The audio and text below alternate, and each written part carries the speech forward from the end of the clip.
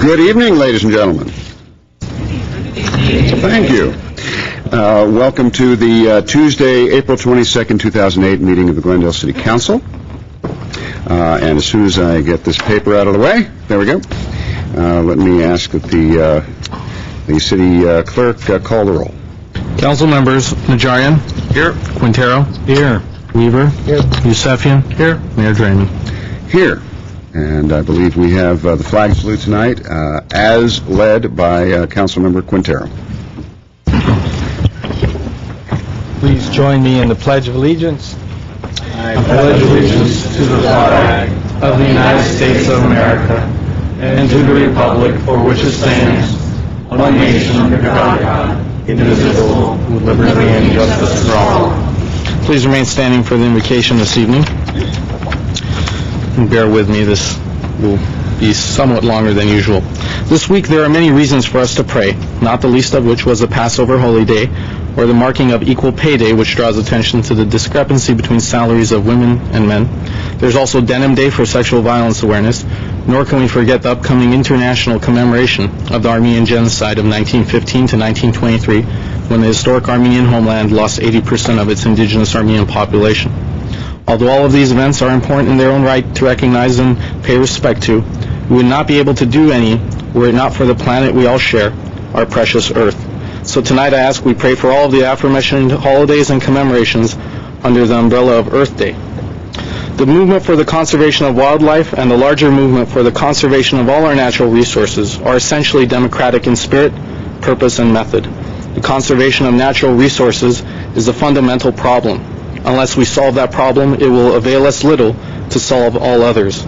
These words were not spoken by Al Gore, but by our nation's first Green president, the Rough Rider himself, Teddy Roosevelt. Let us reflect upon these words that call upon every citizen of this nation to make conservation a national civic duty. Let us remember that we are all tied together by the bond of sharing on one planet that we call home. Let us pray that our council will remember this as they deliberate the issues before them this evening. We pray for clean water, clean air, and a bountiful planet. Amen. Amen.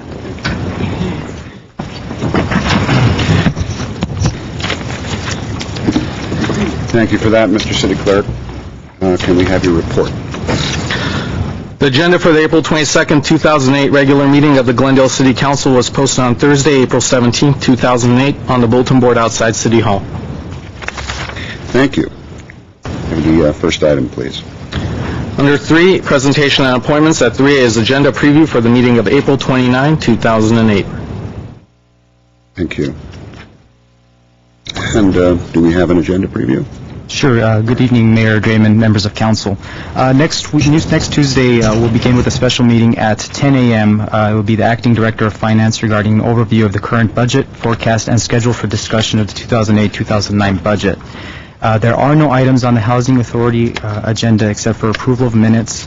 Glendale Redevelopment Agency has a number of meetings. At 6A is a professional services agreement change order for California Code Check in connection with continued professional building inspection services for the Americana brand project. 6B is a public hearing regarding the Plaza remodel, sign program, and sign variants for City Center 1 located at 101 North Grand Boulevard. And 6C is a public hearing regarding Stage 1 design review for Glendale Triangle project located at 3900 San Fernando Road. The City Council agenda also has a number of items, including 4 proclamations, as well as a number of consent items. Under 7A is the adoption of an urgency ordinance amending and adding certain provisions to the Glendale Municipal Code relating to trespass and obstructing, impeding, or interfering with city business, with redevelopment agency or housing authority business on agency or authority-owned or controlled property. And at 8A would be a report by the Director of Parks, Recreation, and Community Services regarding parks, park safety, and security systems at various parks, facilities, and recommendations for improvement. Okay, thank you very much. Could I have the next item? At 3B is a commendation for Mr. George Crittenden. I'd like to ask Councilmember Najarian if he would mind stepping down and presenting that. I'd like to call Pam Ellis up, please, to receive that. Well, I see Randy Carter standing. Shall I read the commendation, Mr. Mayor? Would you please? Okay. Mr. Crittenden, if you can, we'd love to have you step forward.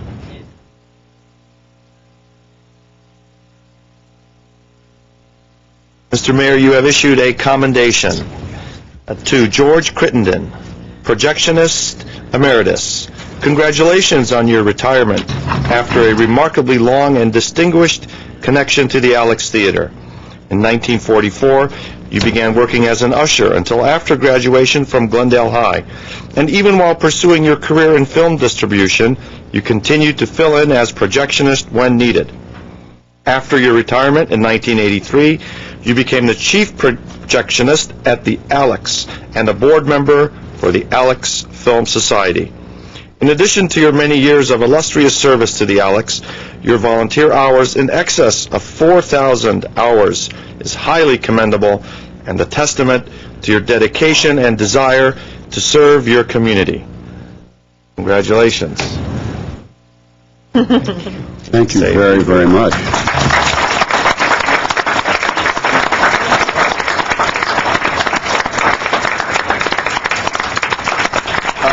Mayor Draymond and members of council, my name is Randy Carter. I'm the current president of the Alex Film Society.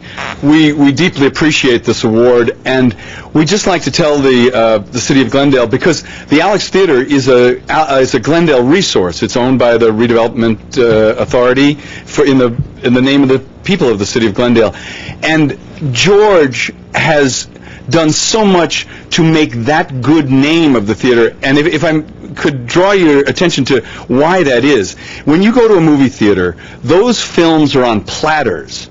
So they're cut, every reel is put on the same roll. The same kid that's serving you the french fries can throw that switch. But when you have archival prints, when there are 2 copies of Some Like It Hot in existence, those don't go to platter systems. They only go to reel theaters. And they're very fussy about where they go. When a print comes to the Alex Theater and George Crittenden took delivery on it, there is no question that it'll be handled properly, that the changeovers will be made correctly, that it will return to the exhibitor. And sometimes even the exhibitor doesn't have a print. We've had prints from the Library of Congress. It's actually quite a trust, and they're not issued indiscriminately. So the credit rating of the Alex Theater is rock solid thanks to George Crittenden.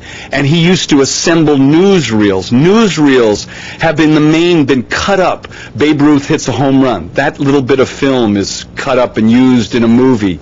So George would go and reassemble the newsreels so they could be presented in a wonderful evening of classic film at the Alex. So if we can, his family, his greater Glendale family is here to thank him for that. And I'd like the people of Glendale to know the efforts that he has really done. And interesting enough, he was at the death of the Alex in 91 when it ended its run, when the balcony was closed, when the last film was shown. George projected it. And then at the rebirth of film exhibition and a performing arts center at the Alex Theater. So he's done the whole arc at the theater, and we deeply thank you. And we'd like to invite you and the rest of the city of Glendale. One of his favorite films, Annie Get Your Gun, is being shown Saturday. You all have a schedule, and their schedule's at the box office. Annie Gets Your Gun, Howard Keel and Betty Hutton. And one last aside, it was a very famous closed-door screening at the Alex about 6 years ago for Cinecon, when this film, which was pulled from exhibition due to a copyright issue with the author of the text, it was pulled from 35 millimeter exhibition, and a very historic screening at the Alex in the year 2000 kind of ended that logjam, so this film can be shown in its technicolor glory. So we invite the entire city of Glendale to join George. He'll be sitting in his favorite seat at the Alex Saturday night for Annie Get Your Gun. Thank you so much. Thank you, Randy. And thank you, Mr. Crittenden.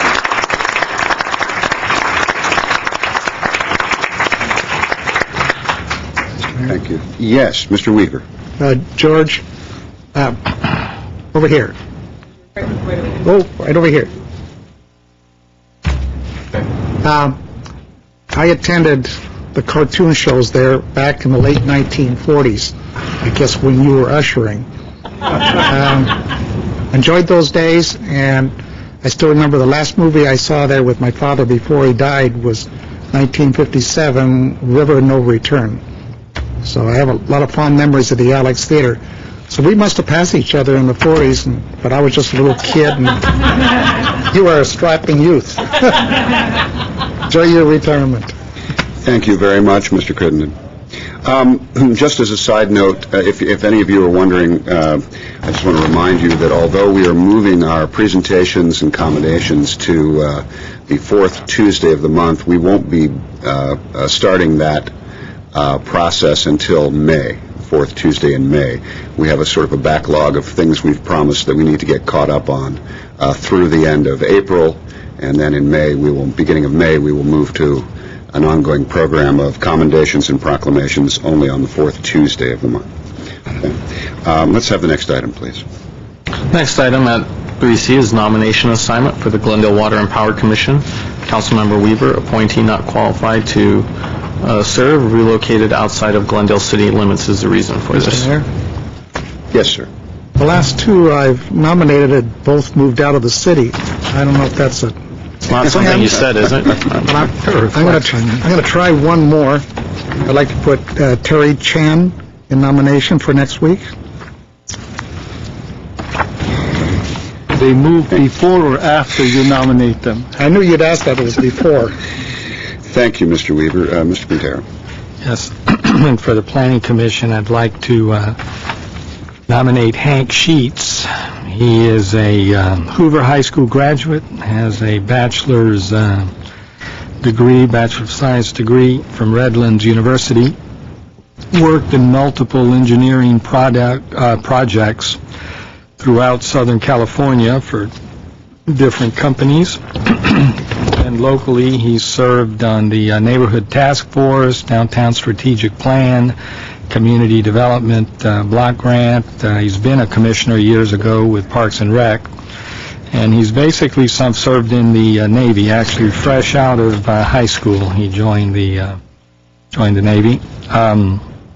He's been in this community for many, many years and is an excellent person. He's got a good grasp of Glendale issues. Technically, he is proficient, and so I think he's going to be a great addition to the Planning Commission.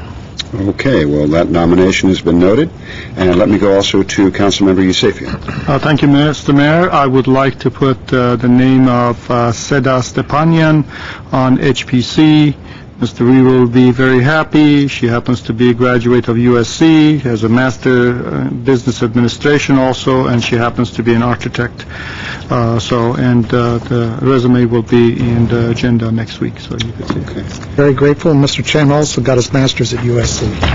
very good. Wrap it up next week. All right, well, I thank you, gentlemen. Could we have the next item, please? At 4, City Council and staff comments. Mr. Mayor? Yes, sir, Mr. Weaver. Things, one, there was some talk about the effect of moving oral communications to the end of the meeting. And last week, when we got down to the last item of discussion, at 10 o'clock at night, I counted over 20 people sitting in the audience still here on that last item. The people that spoke at oral communication, for the most part, had already gone home. They only wanted to get their 5 minutes and go. And I've received only one phone message, kind of curious about it, but other than that, no objections whatsoever for what you intended to do. If I was sitting there, I would have done the same thing. So Well, thank you. We'll see how it works out, and you may want to reserve comment till then. I don't want to so- reserve comment. Okay. By the way, just so people know, the average in the state of California, because I ran a number of cities, is about 3 minutes, and we're at 5. So we're overly generous in this community so far. Thank you, Mr. Weaver. Councilmember Quintero. Then I'll come back. I got another one. Why don't you just go ahead and... Okay, wait a couple of weeks. I'd like to know about the four-way walk at Brandon Broadway. I'd like to know about the Harvard Street. There's 5 parking spaces in that block between Brand, Maryland. I asked 2 weeks ago. I've heard nothing. I'm more interested in traffic moving into the Americana than any one person who has a business next door complaining about it. We need more traffic lanes moving east and west, so I'd like to know when I'm going to get a report since Americana opens in 2 weeks. All right, thank you, Mr. Zerr. Thank you. Mr. Quintero. Yes, I wanted to follow up with Mr. Kasakian's comment about Earth Day and to mention the Nature Conservancy. You can actually contact this organization at www.nature.org, and they will give you plenty of ideas, get you to volunteer, and just generally bring you up to speed. Today is Earth Day, but just generally bring you up to speed on all of the possibilities of, as they say, protecting nature and preserving life. Okay, thank you very much. Councilmember Najarian. Thank you, Mr. Mayor. I'd like to let everyone know and remind them that Glendale Police Department is fortunate enough to have our own canine unit, and they've solved several crimes in this past year. They are bomb detecting and drug sniffing and general law enforcement animals, well trained, both the handlers and the animals themselves. But the police department canine unit is funded solely through donations from the public. So all costs of the program, including the training, the equipment, the food, the veterinary care, are paid through the generosity of the citizens and local business owners of our community.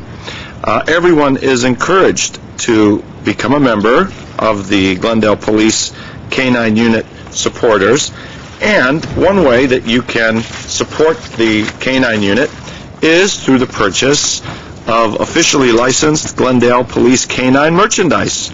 They are sold at Fast Frame on Brand Boulevard, and they have T-shirts with the logos, caps, collared shirts as well. So if you'd like to help the Glendale Police Canine Unit, please go to the Fast Frame on Brand. Full array of merchandise is available for your purchase. It is all tax deductible. They are a non-profit 501c3, and they will go a long way towards maintaining our public safety in Glendale. I have a couple other items. I was happy to attend the blood drive at St. Mary's Armenian Church in conjunction with St. Mary's Church, the ANC, and the American Red Cross. It was a blood drive during our week of commemoration, our week of remembrance here in Glendale. I like to think that it was symbolic of giving blood to give life today, whereas in 1915, in those terrible years, the blood that was spilled was certainly leading to the deaths of many innocent women and children and men also. We do have an event on Thursday. This is the City of Glendale's commemorative event, starting at 6 o'clock at the Alex. I have to inform everyone that the demand for tickets has been overwhelming. Tickets are sold out, so it won't do any good to approach the box office and request tickets. There are no tickets left, which is a good thing and a bad thing. Those who are intent on trying to find an available seat are welcome to come to the theater before 6. Those people who have tickets and who are not seated by 6 p.m. Will lose those seats. Those seats will be given to folks waiting in the standby line. It's going to be an excellent event with great musical performances, a great speaker, Carla Garabedian, who was the director of the movie Screamers featuring System of a Down.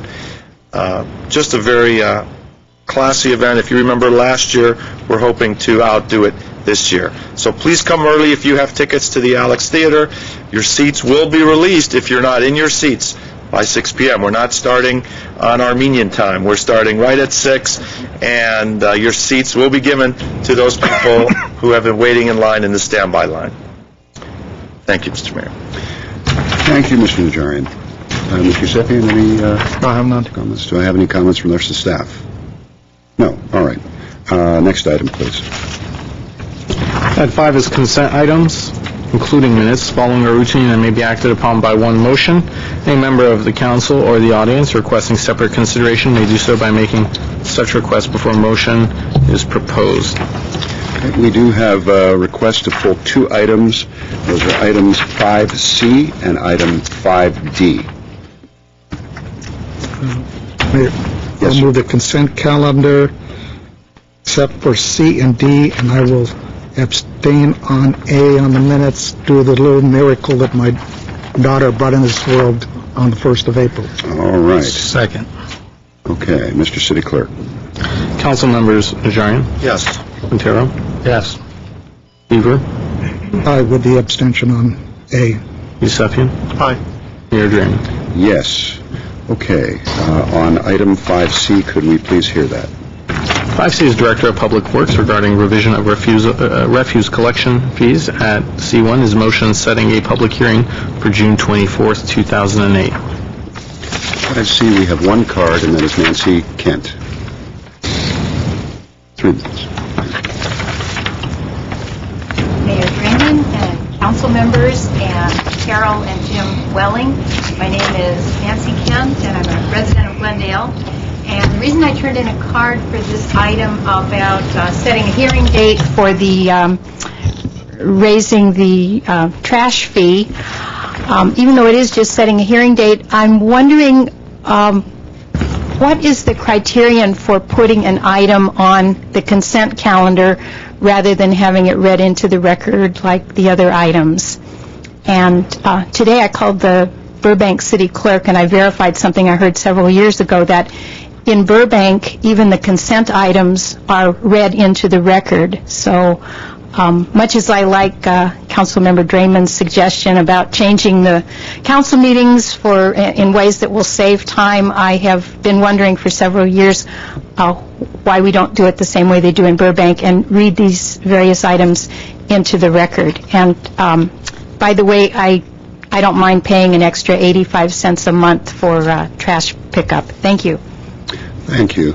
Do we have a response on that, Mr. City Mr. Mayor, members of council, just briefly, consent items are items that are considered to be routine nature and something that generally can be voted on collectively without discussion. But as noted on the agenda, and as you've noted, item can be pulled by either a council member or a member of the community at any time. Some communities handle them differently than others. Some read them into the record, not required by law to do so. Okay. Mr. Mayor, by way of Yes, example, Mr. City Manager. although Ms. Kent commented on her views on the proposed increase in refuse collection fees, the actual increase would be on your agenda as a public hearing and action item. This is just setting the matter for public hearing. Right. Okay. Move All right, thank 5C. you. Second. We have a motion and a second. Mr. City Clerk. Council members Najarian, Yes. Quintero, Yes. Weaver, Aye. Yusefian. Mayor Draymond. Yes. We have a card for 5D. Could I hear the item at 5D? 5D is Director of Parks, Recreation, and Community Services regarding transfer of funds to purchase new ADA-accessible bleachers for the following park facilities: Faber Herman Little League Ball Field, Glorietta Park Ball Field, Pelinconi Park Ball Field, Skate Park, and the Verdugo Park Ball Field. At D1 is a resolution appropriating $60,000. Okay, thank you very much. The speaker card is from Dr. Richard Espiritu. Good evening, Mr. Mayor, City Council, and staff. I'd like to applaud the Parks and Recreation for upgrading these bleachers to make them ADA compliant. However, I do have a question. We're making the bleachers compliant. What about the accessibility to the bleachers and the parking, ADA parking for the to get into the parks? I know for a fact that Pelinconi is atrocious because there's parking on the street. There's only 2 parking spots for the entire park.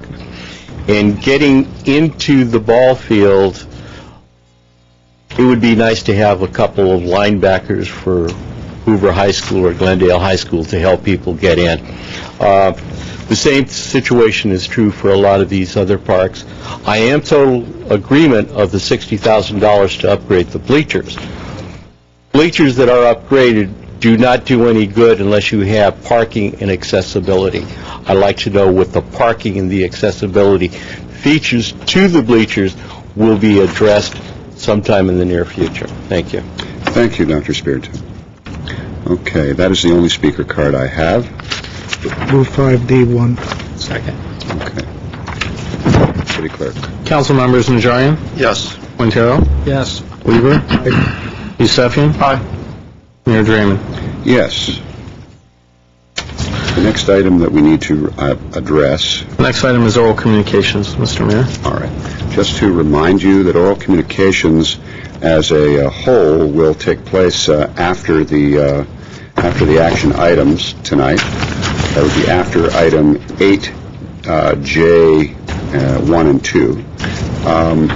The exception to that, as I had mentioned, would be announcements.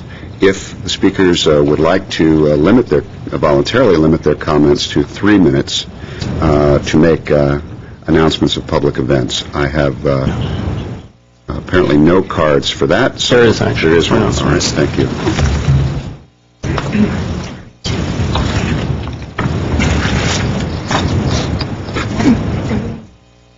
Okay.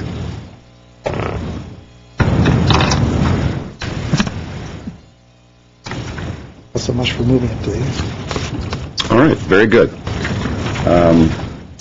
The first group is the Glendale Relay for Life, and who is here to, it's like Dave Ahern, I think your shoe is untied, sir? Don't fall for it. Come on up here.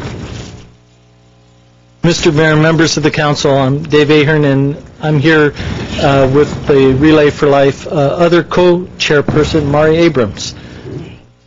So together we are honored to be this year's co-chairs for Relay for Life, and we want to thank you, Mr. Mayor, for accepting the leadership as the chairman of the event.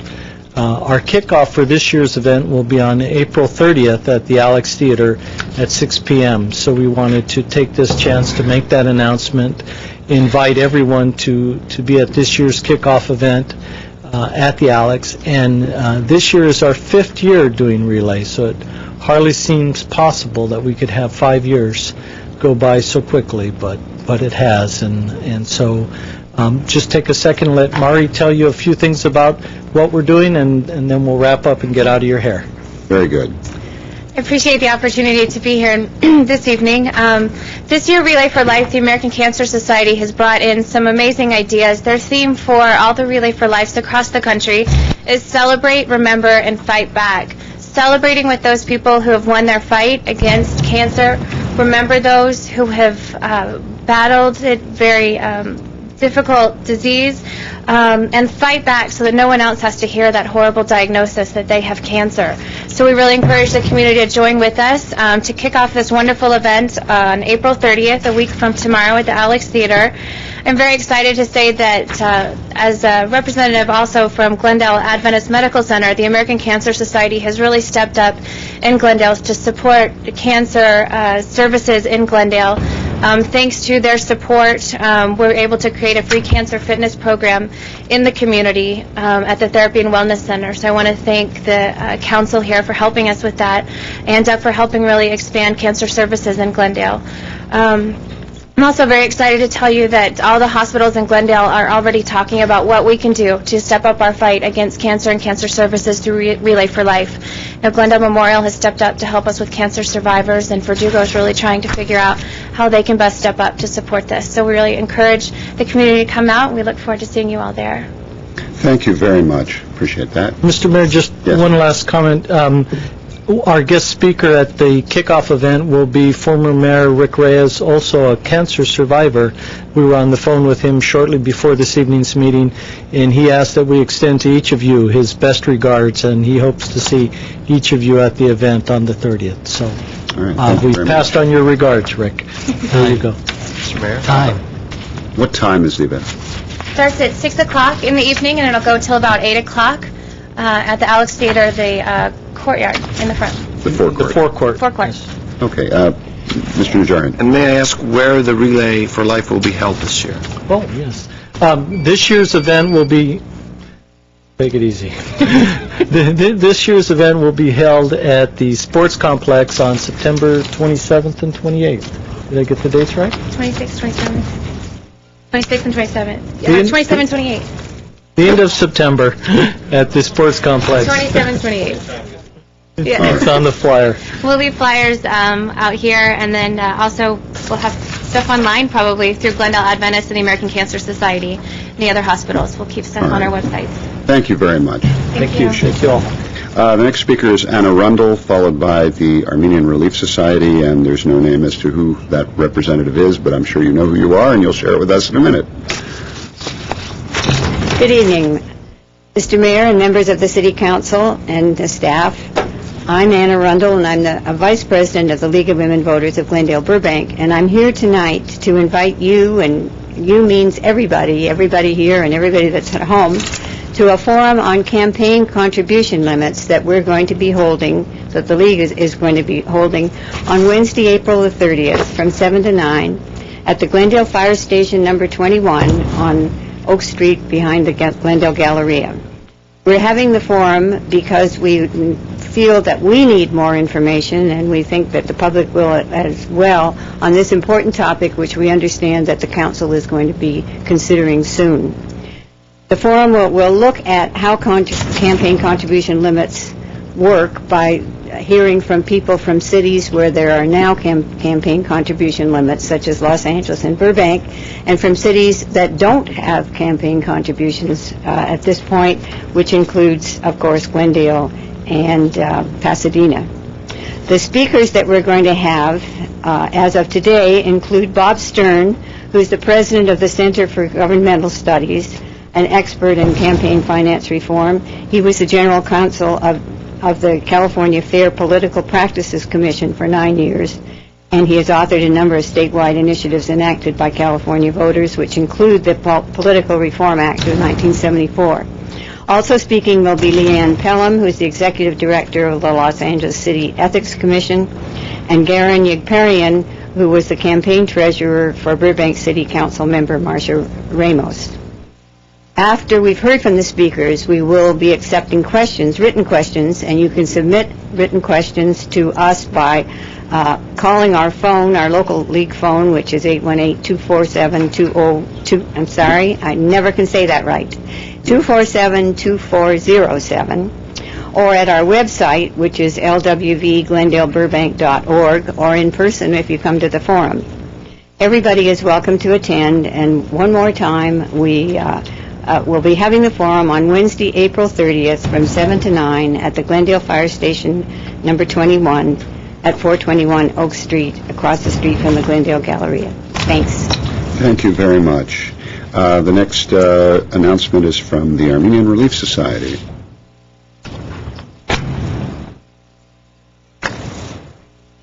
Thank you. Which one of you is going to speak? I'm ready to speak. You're going to speak. Tell us your name, please. Honorable Mayor, my name is Sonia Peltek, and I'm the president of the Armenian Relief Society Western USA Regional Executive. We're here tonight to ask the board members for special grant to substantiate our upcoming festival on May 3 and 4. We have been celebrating the Armenian Relief Society's anniversaries for the past 98 years. Usually it would be just for the members, but the past 7 years we thought that we will open it up to the community and share our culture and our members and our community arts and crafts with the whole community, with the whole population of Glendale and its neighboring cities.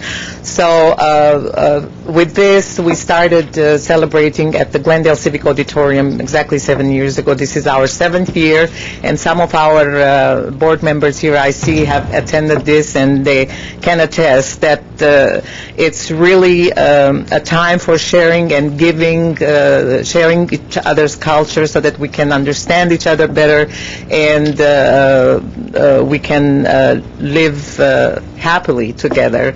So, however, the expenses for the auditorium rent for 2 days, including tables and chairs, is about $17,500. That is a lot of money, and we really work very hard to raise those funds. And these members here are, and 30 more members have been working all year to get this festival, to put it together. And usually, the end never justifies the mean. I mean, we will never be able to raise funds so that we can do our humanitarian work. Glendale, the city, has been traditionally very close with ARS. We have been receiving grants from you for our social services. However, our services are now extended to our psychological center, and we do have more immigrants who need social services. So the need is always there for helping, and the funds are not coming as easy. So it will be appreciated if we can get a break on our expenses that we pay for the civic auditorium. Okay, thank you very much. So that we understand, when we recently passed this new, I guess it's an ordinance actually, isn't it, related to the public groups' use of city resources, there is a breakdown of different categories and how those resources will be charged in full or discounted based on the type of organization, whether they're nonprofit. We are non-profit 501c. Or whether it is co-sponsored, et cetera, with the city. So they are requesting consideration, and we had said at that time that if there was an organization that was seeking an exception, that we would look at that on a case-by-case basis, so they're making that request. However, what I don't know is what the procedure for that is, because I don't think we settled on that. And so I will lob the question to the city manager at this point. Mr. Mayor, that procedure related to the discount for city services for nonprofits and community-based groups. The exception to that policy entirely was the use of the civic auditorium because it's used by lots of groups, and it is essentially an enterprise fund operation. Scott, are you going to? I was also going to note, by ordinance, the Parks, Recreation, Community Services sets the fees for the use of the auditorium and the park facilities. They set the fees, and generally the staff in that regard will at times work at negotiating with groups in terms of amount of staffing needed and the number of tables and those kinds of things, many cases to try and see what kind of support we can give, but without having specific exemptions. You can imagine the numbers of groups that, frankly, in the community would line up for use of the civic auditorium and also want a discount, and that is a rather expensive facility to operate year-round, and we do bring in hourly staff and have direct expenses associated with it when groups do use it. To take a position, you'd need to place the matter on your agenda. We can certainly do that if that's your direction. May the 3rd and 4th. May the 3rd and 4th, so there is not a great deal of time. No. Yes, Mr. Quintero. Well, I would like to place it on the agenda. This particular festival is something that's obviously unique to Glendale and really unique to Southern California. It's quite an artistic and cultural event that everyone can use and participate in, and so let's talk about it and see what we can do.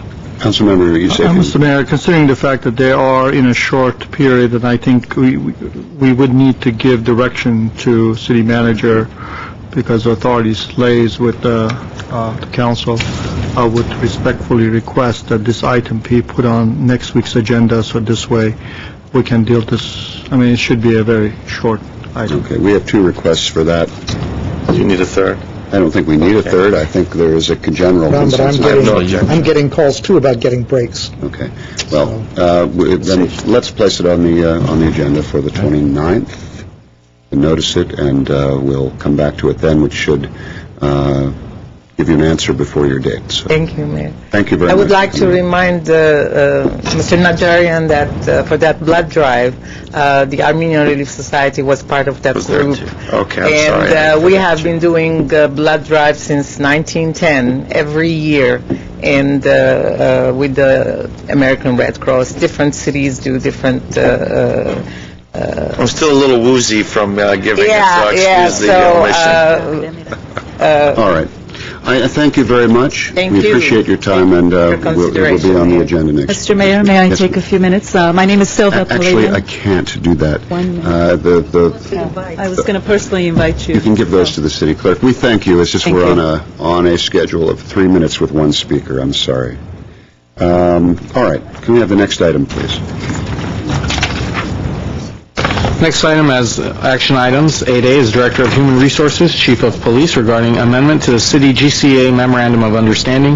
At 8A1 is a resolution amending Memorandum of Understanding, Amendment Number 2. Okay. On 8A, we have one speaker card, Herbert Milano. 3 minutes, Mr. City Clerk. Mayor Draymond, members of the City Council, and city staff, my name is Herbert Milano.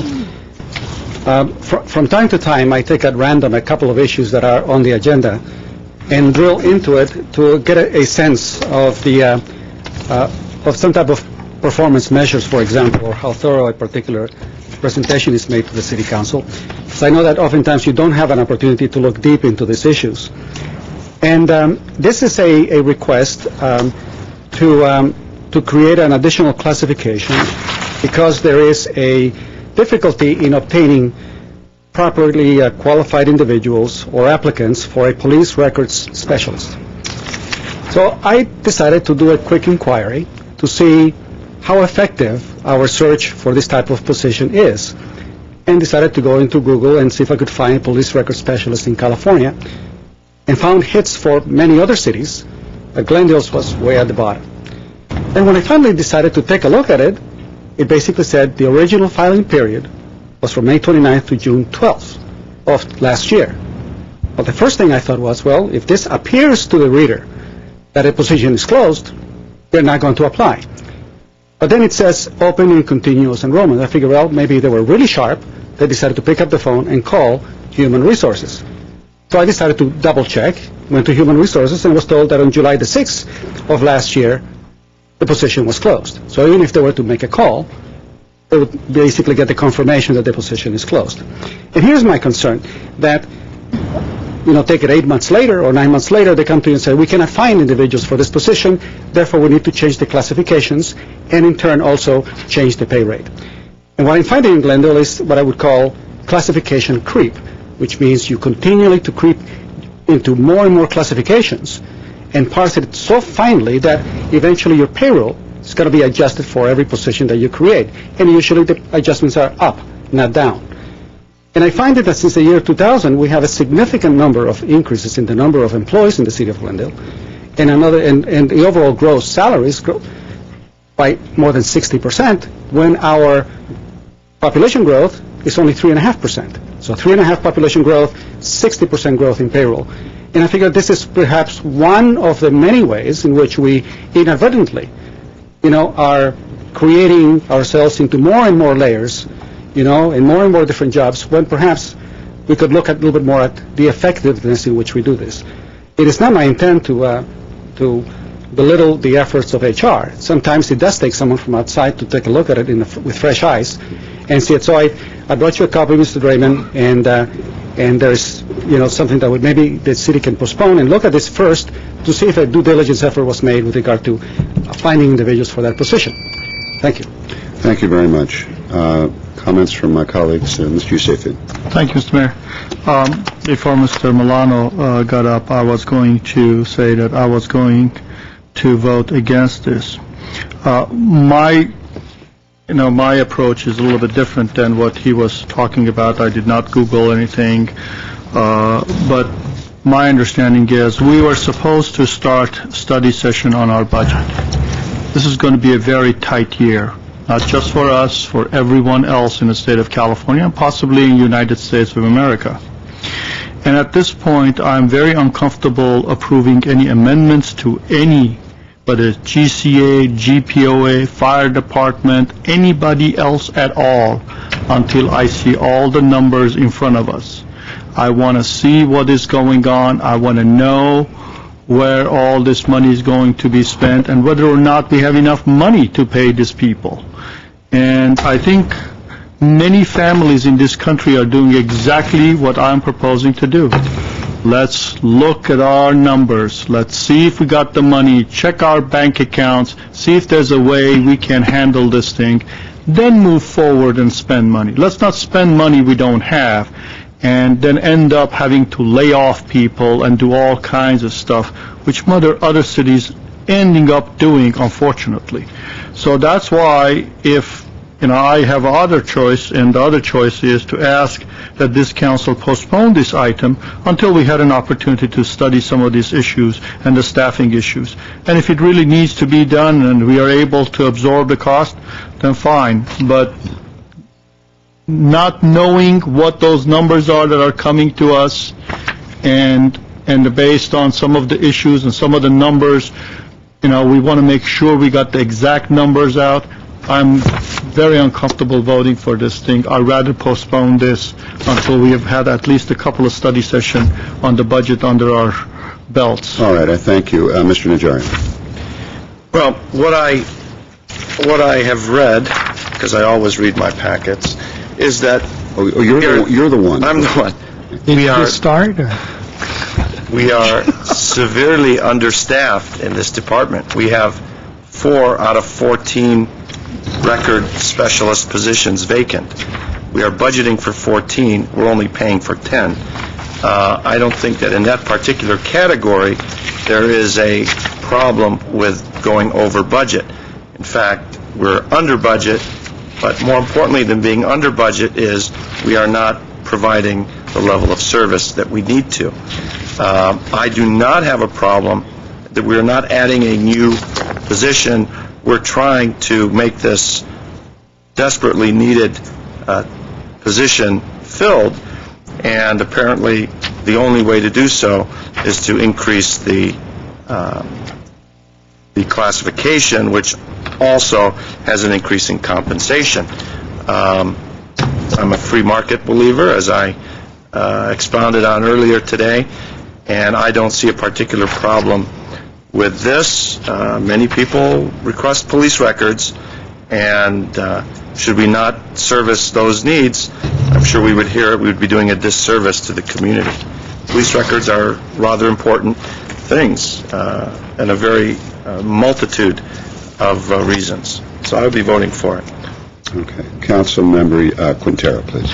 I've not only read my packet, I've memorized the individual pages in this packet. Well, Mr. Yosefian's making a good point, but I will vote for it because of what Mr. Najarian mentioned. I think we need to get these employees on, need to get them going, and we're I think, understaffed in terms of this particular section of the police department. So we need to get to that budget so we can begin to allocate our priorities for the coming year. Okay, Mr. Weaver. Well, they operate 24/7. It's very technically minded. People are burning out with those schedules. They're understaffed, so I'll move 8A1. Second. Well, I'd like to comment, but also Mr. Yosefian.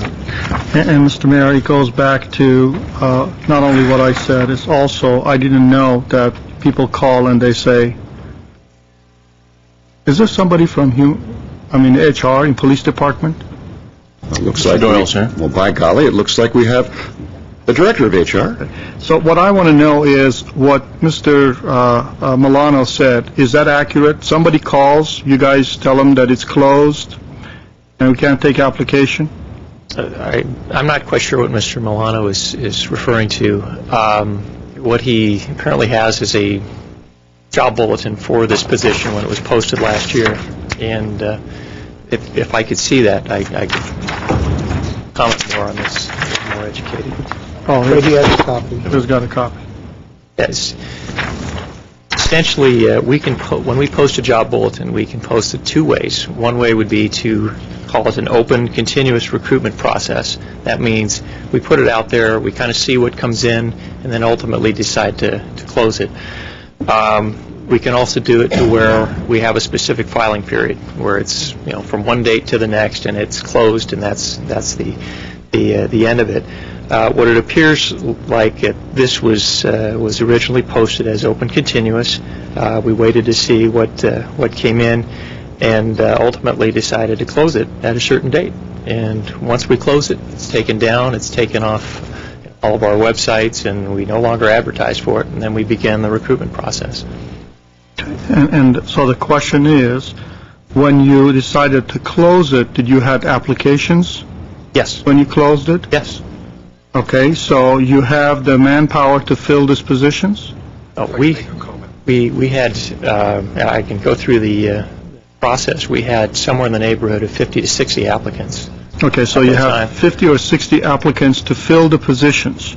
Right. Which begs the question, if you have this many people who are willing to do the job for the salaries that was advertised, the old salaries, then why would you want to reclassify all these individuals and give them more money under the auspices that we're not unable to get people because we're not paying enough to get the job done? Mr. Mayor, Councilman Yusefian, let me continue with the process. As with any recruitment process, particularly those for the police department, there's a great many steps involved, and essentially we began with a written exam, we went down to an oral board, and by the time we got through all these steps, a very challenging process, because it's an increasingly challenging position, as I'm sure these folks will tell you, we ended up with a very short list on this process of only 3 names, and background investigations were conducted of those 3 individuals, and not one of them passed. Captain Palmer can add to that. So if we paid them more, would they pass?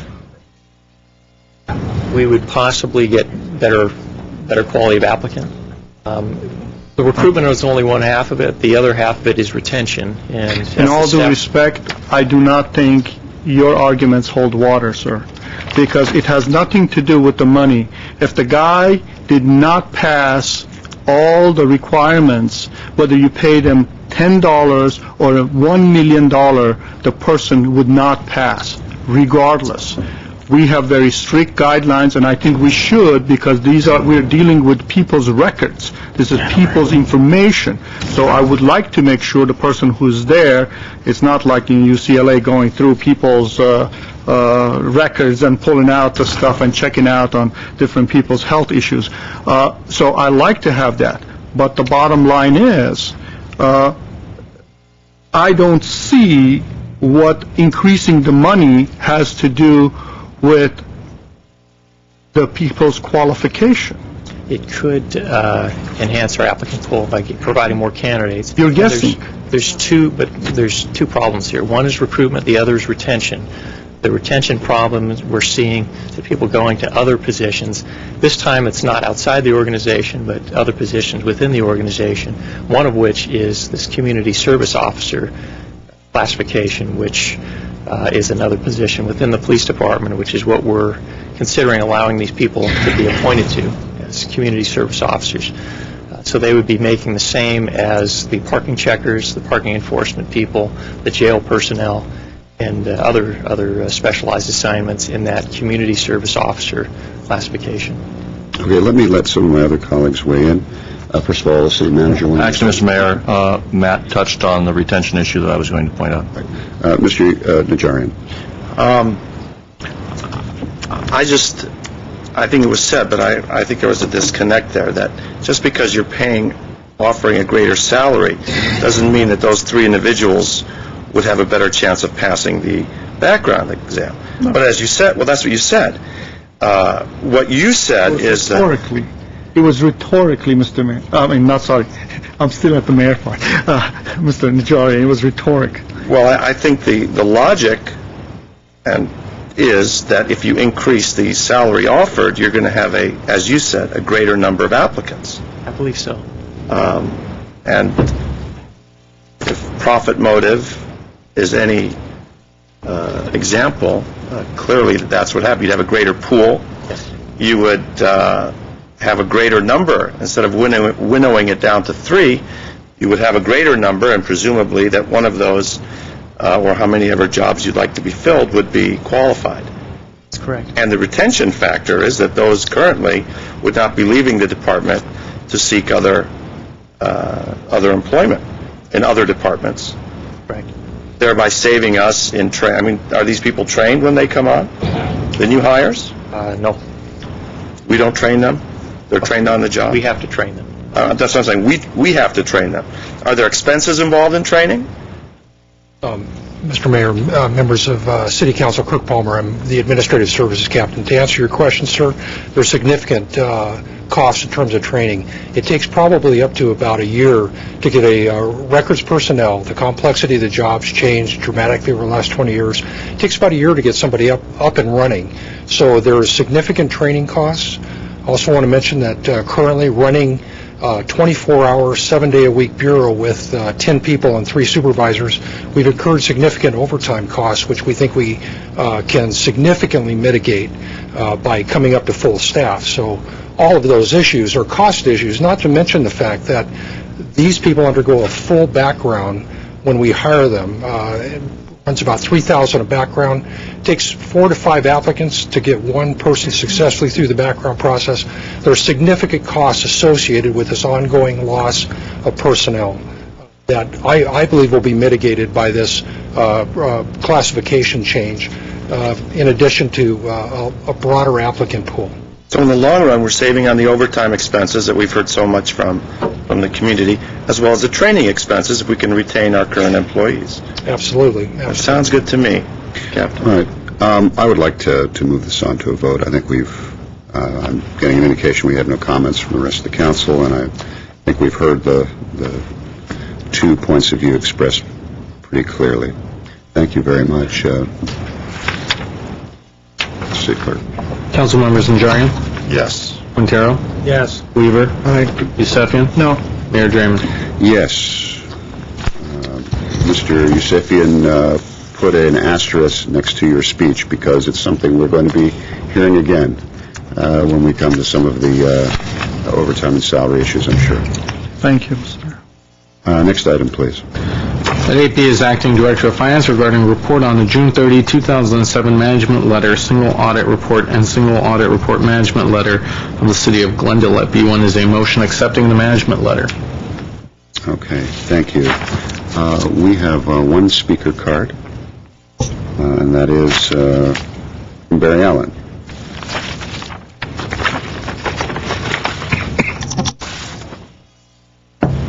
Mr. Allen, before you speak, let us know how Pauline is doing. Actually, she's doing great. She's ambulatory, and we have to chase her around with her little walker. It's great. Very good. Well, if she's at home with nothing else to do and she's watching this, we send her our best. She said she was going to read the paper instead. I see. Yeah, or clip the coupons or some such, Okay. something with Something productive. importance. Okay. Thank you, Mayor Trayman, council staff, and of course the public. I'm Barry Allen, and listening to the prior presentation, all I've got to say is that, does that mean if we pay more money we'll get a better city council? Anyways, the management letter that... Do you want an answer for that? The management letter that came out, I know that from listening before, everybody has certainly read this and understands some of the issues that were really kind of played down, like double entering, and I don't mean a double entry system, on some of the federal monies that came through. That was one issue. And if you look at the document, you'll see there are a number of issues that I think this council does bear a responsibility to make sure that their conduit to finance management services, the city manager, is aware and corrects these things. Now, we had been asking where this particular document was for a while. It was supposed to be out in February. I understand there was a letter dated January 21st explaining this, and here it is almost the 1st of May, and we're going to be looking soon, closing out the books, the end of June. And some of these are very important areas that I think that the council needs to read and review. I think one of the best things that has occurred is the fact that you have a new acting director who I think will take the issues of the finance department and the city's resources much more seriously than the former acting director of finance. And I think that you've seen some of the issues. We spoke to them last June regarding payroll of one person getting $486,000, taking 2 weeks to get to the bottom of it. And now we're looking at other issues, for instance, $93 million worth of capital outlay that occurred last year as opposed to $60 million the year before. And if you take a serious look at that, or your finance department does, I think you're going to see numerous flaws in there where the capital outlay has been used to cover expenses in other departments. And I'm waiting to see how much time and effort this council, especially those who have a degree in economics, will review the finances of the city to make sure that the residents, taxpayers, and the public are well served. Thank you. I'm Barry Alman with Vanguardians. Thank you very much. Mr. Weaver. I just wanted to comment that reminded me. I read an article last Friday in the press that was totally bogus. I contacted the city manager and asked, when did this information come forward to us? And I found out it never had. The press printed it erroneously, and I told the press that. My apology, Mr. Allers, that you had to suffer through that article. It was wrong. It did not represent the position of this council, as far as I know, the staff. I'm sorry you had to. And then tonight, Mr. Allen hitting on you again. Totally bogus. I'd like to move 8B1. All right. Do we have a second first? Second. All right. Mr. Quintero. And I want to say your reflection on the press, but I think Mr. Allers has done a tremendous job for this city for many, many years, starting out basically as a lower-level accounting person, and he's done a great job throughout the years, so I agree with the comment, Mr. Weaver. Any other comments? All right, Mr. City Clerk. Council members Najarian? Yes. Quintero? Yes. Weaver? Aye. Yusefian? Aye. Mayor Draymond? Yes. Next item, please. Item 8C is Acting Director of Finance regarding selection of independent auditor for fiscal year 2007-2008 to 2010-2011. As C1 is motion accepting the proposal received from McGladrey and Pullen LLP. All right, Mr. Weaver. I'd like to move 8C1. Second. All right, a motion and a second. Any comments? Nope. City Clerk. Council members Najarian? Yes. Quintero? Yes. Weaver? Aye. Yusefian? Aye. Mayor Draymond? Yes. Next item, please. At 8D is Acting Director of Finance regarding third quarter adjustments to the adopted 2007-2008 budget. At 8D1 is a resolution of appropriation amending the adopted 2007-2008 budget. Mr. Weaver. I'd like to move 8B1. Mr. Mayor, Yes. I'd like to get a very brief Before we report on do, this. let me see if we have a second for this. Second. We do have a second? Okay. Now, Mr. City. I'd like to have a little brief report on this thing, what the numbers are. It's a $19 million.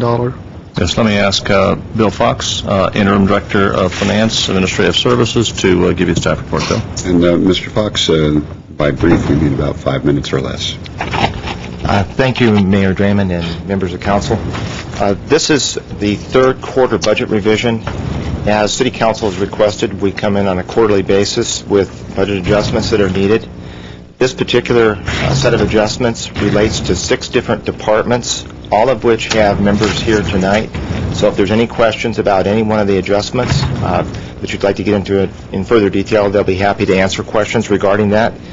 The total amount of our request for appropriation is $19.3 million, and it relates to 9 total adjustments, of which the largest is $19 million related to water revenue proceeds for the Chevy Chase water reservoir.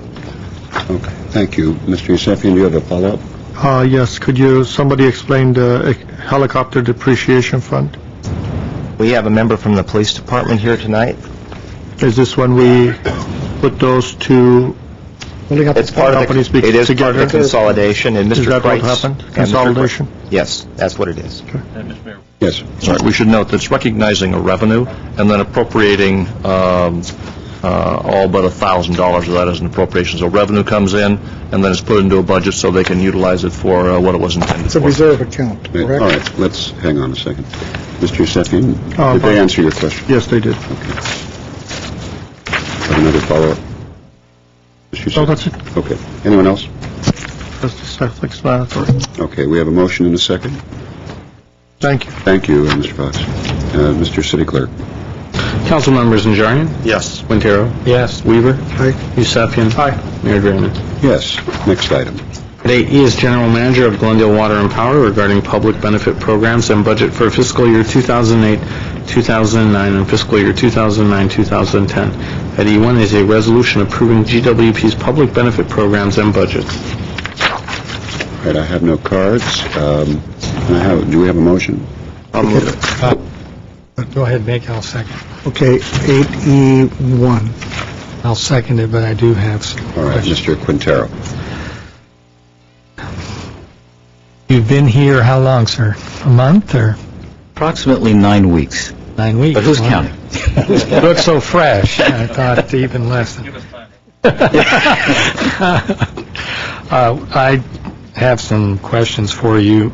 Just in general, in the 9 weeks that you've been here, we have a number of different programs, having the solar programs, the small business energy upgrades, et cetera, et cetera.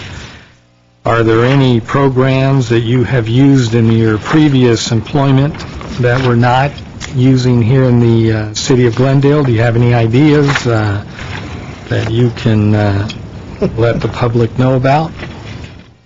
In general, the areas that I've utilized a little bit more in some of my previous engagements, so to speak, are in the areas of research as it applies to renewables.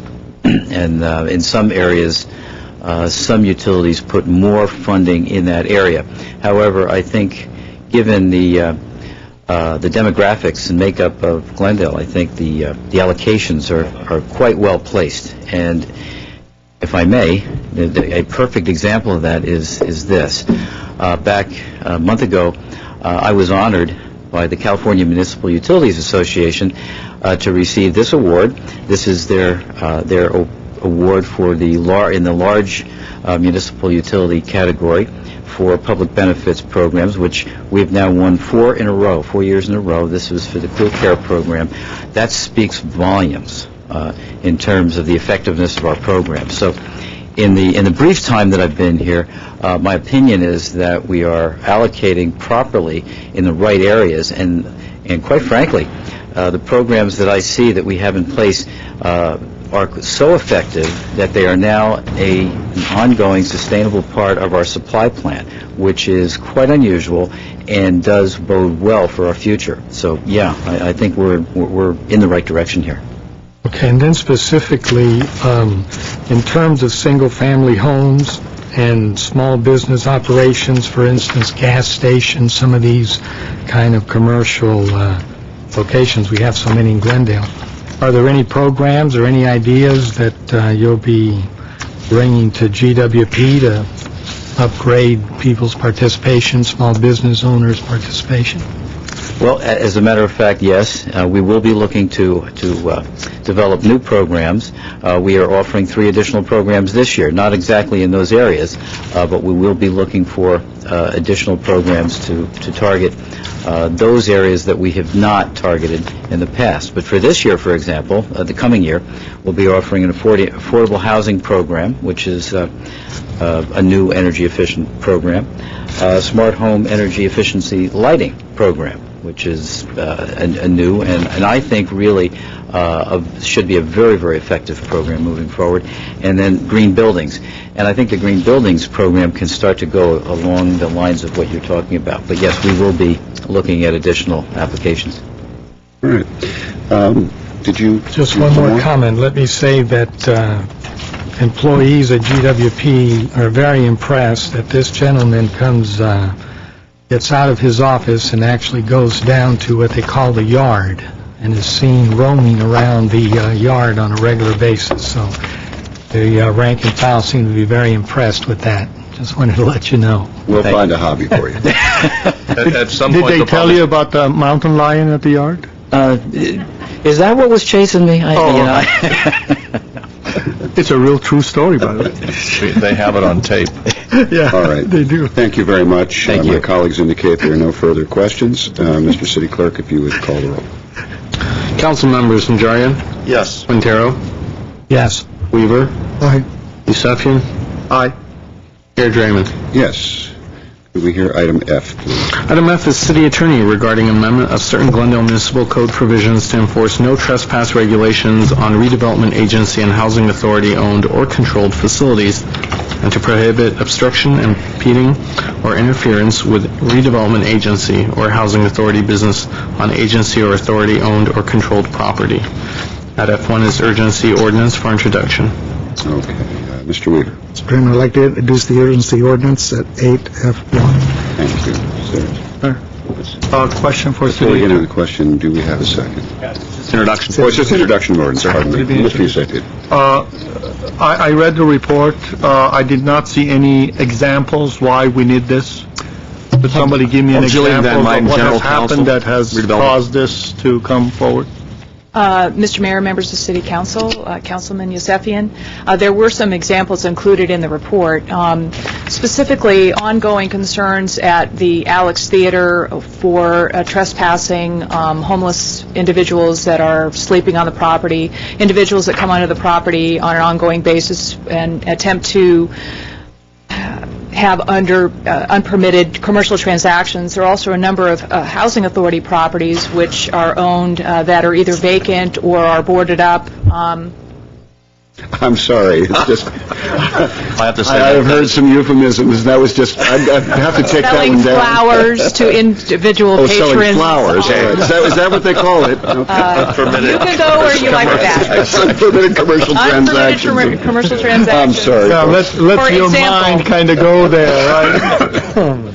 Get out your city attorney glossary, folks. It's under P for unsolicited commercial transactions. And last but not least, the Americana brand is agency-owned property. Unless there be confusion, it is not city-owned or controlled property. And so for purposes of enforcing the rules and regulations that have been adopted for the proper functioning of that area, we want to make it clear and to provide that authority to the police department to support the security force that is required to be there pursuant to our disposition and development agreement and our reciprocal easement agreement to maintain and manage and to operate that area.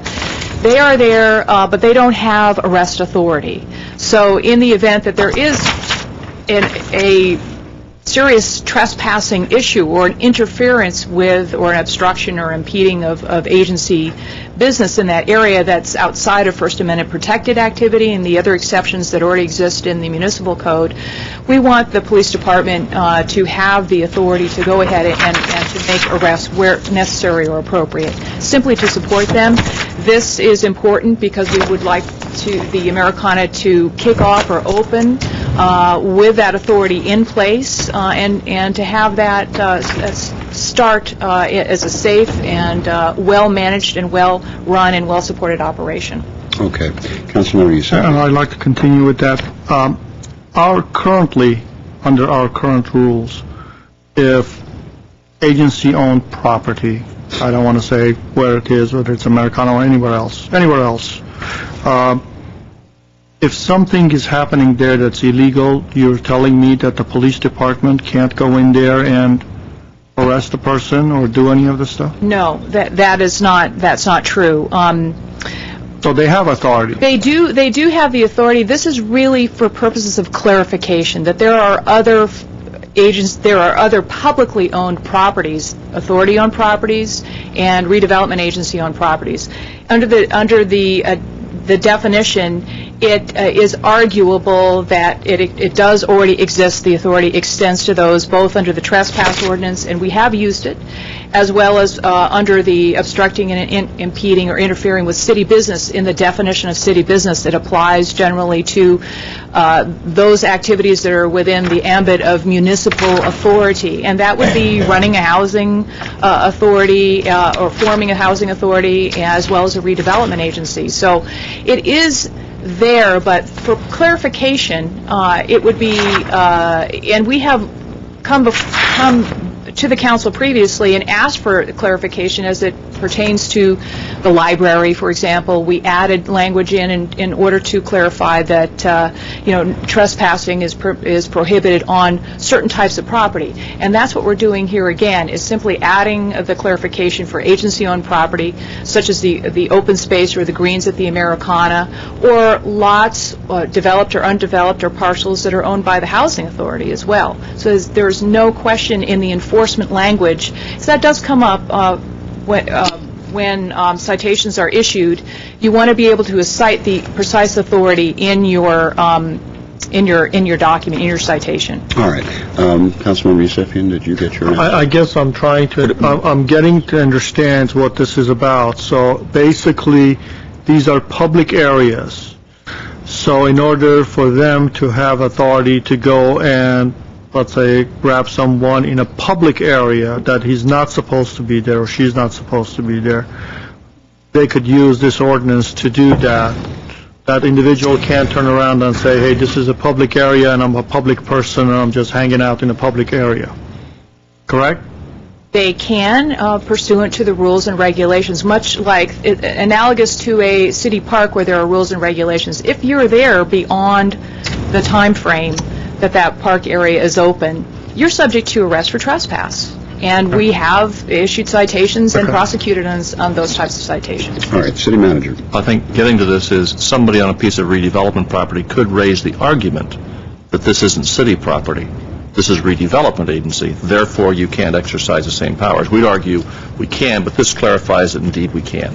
Hence the need, as Ms. Van Meiden noted, this is really for clarification to make sure that argument cannot occur. And lawyers are crafty, and we will come up with those arguments that we will parse those words to note that this isn't city property, it's agency or housing authority. Maybe, and I think there's a good understanding now, but by way of example, if someone were smoking marijuana, for example, on any publicly owned property, the police have the authority to go and make that arrest or cite, regardless of this. But if somebody were trespassing or interfering with the carrying out of public business, currently under the language in the code, that specifically applies to city-owned property. The language now before you would expand that to be included agency-owned or housing authority property, including agency or housing authority-owned open space. Okay. Councilmember Quintero. I take it would include throwing out a blanket and a barbecue and just generally hanging out in a public space. Is that correct? Not necessarily. No? Not necessarily. Much like, and that's why I mentioned it in the report, is that if you're alluding to the Americana at Brand, the rules and regulations that were modeled after the types of rules and regulations that are typical for city parks that we have. But again, balancing what the park is used for. Some parks are appropriate for active recreational uses, and some are not. And this is, frankly, more of a passive urban space, and we had to take into consideration, working with both the police department and the programming that was proposed by the Americana at Brand, that there are residents that are living right there, right on top of the retail, and that people will be circulating in and out of this area, and how those are the sort of considerations that we needed to address when we drafted those rules and regulations. So certainly a passive area where someone arrives with a basket and sits with a blanket and wants to enjoy themselves, those are the sorts of uses that are invited in that particular area, but frankly a tag football or flag football game probably would not be. All right. I don't have any other comments from the council. I thank you. Okay, you're welcome. Mr. I don't have any cards. Mr. City Clerk, if you would call the roll. I'm sorry. This is just for an ordinance. Let's move on then, please. At 8G is Director of Planning regarding Design Review Board process and potential joint study session with Council and DRBs. At G1 is a motion directing staff to hold a joint study session with the two Design Review Boards, DRBs, and report to Council to receive additional direction if necessary. At G2 is motion directing staff to schedule a joint study session between the City Council and both DRBs covering the topics directed by the City Council. Okay. Thank you very much. Do we have a motion, first of all? G2. Okay. Hey, what? G2. Moving G2. We should point out these are presented to you as options, two different directions. One is direct the design review boards to meet, come up with recommendations, come back to City Council for further clarification. The other one has the City Council meeting with the two design review boards to work through the issues. So Mr. Yusufian has thrown Selected his the support option for of G2. Yes, G2. Second. Mayor, I'll be voting against it. I think that the staff ought to be meeting with the Design Review Board because they have the direct contact, not us. We sit up here and talk to Design Review.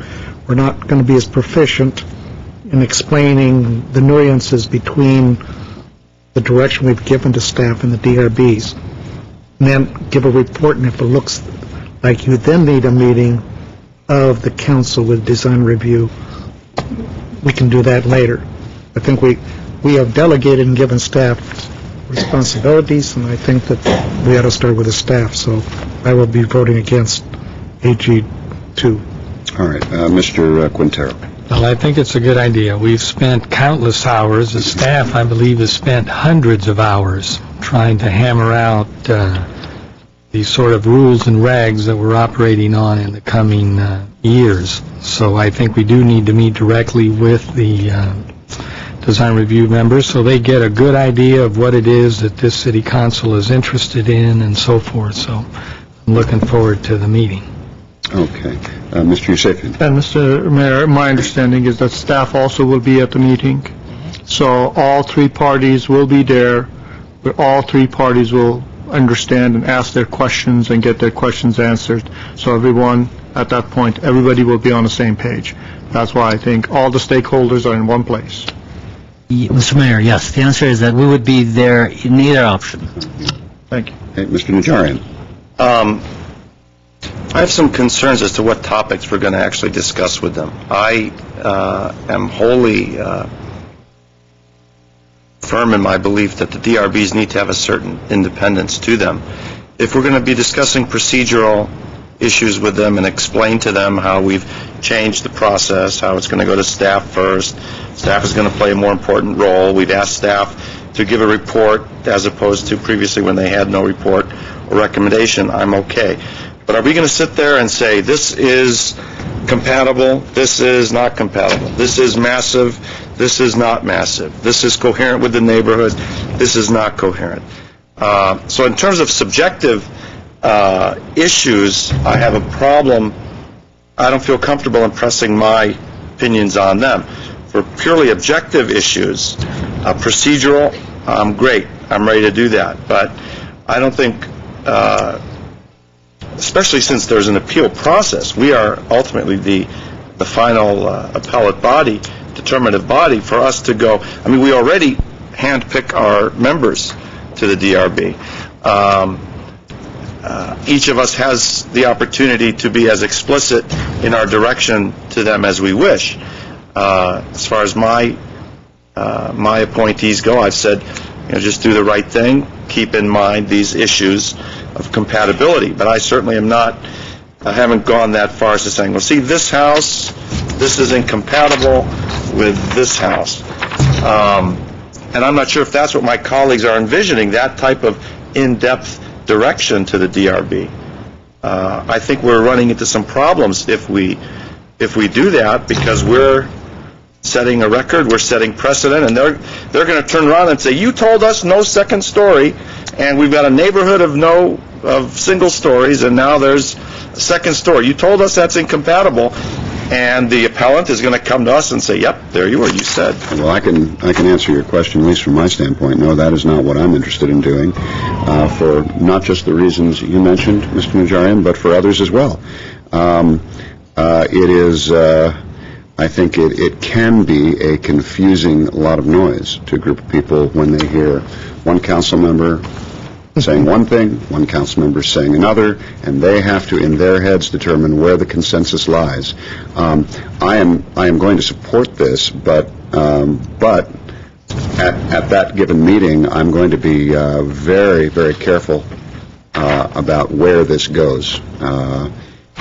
It is not supposed to be about our personal preference with regard to imposing that on them. But I think we have made some major changes, and I think it does require our input, our getting together with them, and then even seeing how that goes to determine whether this is something we need to do on some kind of an ongoing basis, albeit maybe 6 months apart or something. Also so they can perhaps ask some questions of us as well. So I am going to support this, but I share the concern about how much latitude there's going to be, and I plan to keep a fairly tight rein on how far-reaching this is. Mr. Weaver. Just one thing, if this does pass, study sessions are usually held during the day, so we'll have to get both complete DRBs together. It'll probably be during the day, and the public may be upset that we're doing it during the day rather than the evening, so just keep in mind. Okay. We're talking 5 council members and 2 design review boards. I think this is important. We've spent a lot of time on this. I know that I'm certainly willing to meet at night if that works. Right, that's fine. A very light agenda night. Or even on a non-council evening. Right. Possible to do That's what I mean, but it'll have to be a light council meeting to have a study session, time certain, for instance. No, I mean, I'm perfectly willing to meet on a night that is not a council meeting. If Like you a can get Thursday 5 or of us and Exactly. design review Exactly. boards. Someone over here had their hand up. Mr. Hagani. I believe you just answered my question. I was going to see if the council would be willing to meet on a Thursday night, which is a regular DRB night, and the people who are interested in DRB as a show, they can watch this study session instead.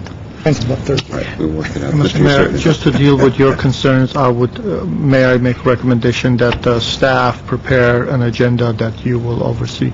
That would be It's helpful, and I will something also, Mr. Hagani, if you can get that agenda to me, I will also circulate it amongst my colleagues. Actually, if you would get a copy to each of my colleagues, and then if they have concerns about additions or deletions, they can come knock on my door. We'll be happy to do that. Okay. Is there any other questions?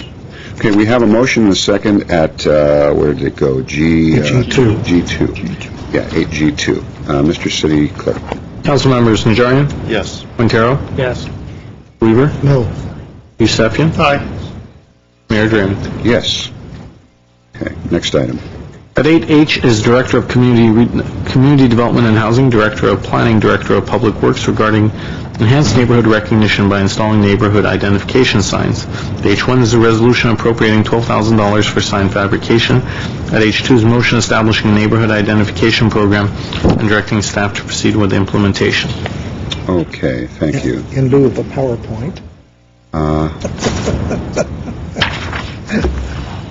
Interesting prop, Mr. Zern. I promised my guys I'd do that. All right. Okay. Oh, you picked Montrose. Do we actually, for those of you who can't see that are in the audience, there's one that says Tropico and one that says Montrose. So we have the north and the south represented here. Let me see if we have a motion, first of all. So moved. Second. Mr. City Attorney, pardon me. Frank. Mr. Mayor, members of council, you have actually 2 items. One is the resolution of appropriation. The motion at 8H2 is written in the alternative because there was, as I recall from the staff report, there were 2 things you could do. One is to adopt it consistent with the what you see in front of you, or looking at putting in a custom design element regarding the history, heritage, name, or other unique characteristic. And so the motion is written in the alternative to determine which way you want to go. It's sort of I've got it in parenthetically. You just strike it out. Got it. Okay. Let me do this. Let me go to my colleagues on this first to see if they have any immediate questions. We have one speaker card, and we'll look at motion. Yes, Mr. Weaver. Not a question, a comment. On this map, there is no Shoal Canyon. It's Glen Oaks Canyon. I was born and raised in that canyon. I know the name. So you see, you can't fool Mr. Weaver on this one. Mr. Hagani. If I may, unfortunately, Sam Ingalls, who has been working on this particular neighborhoods for many, many years, was sick tonight and he couldn't be here. But if I may, we do recognize that some of the names actually may be controversial, such as the one that we were just hearing.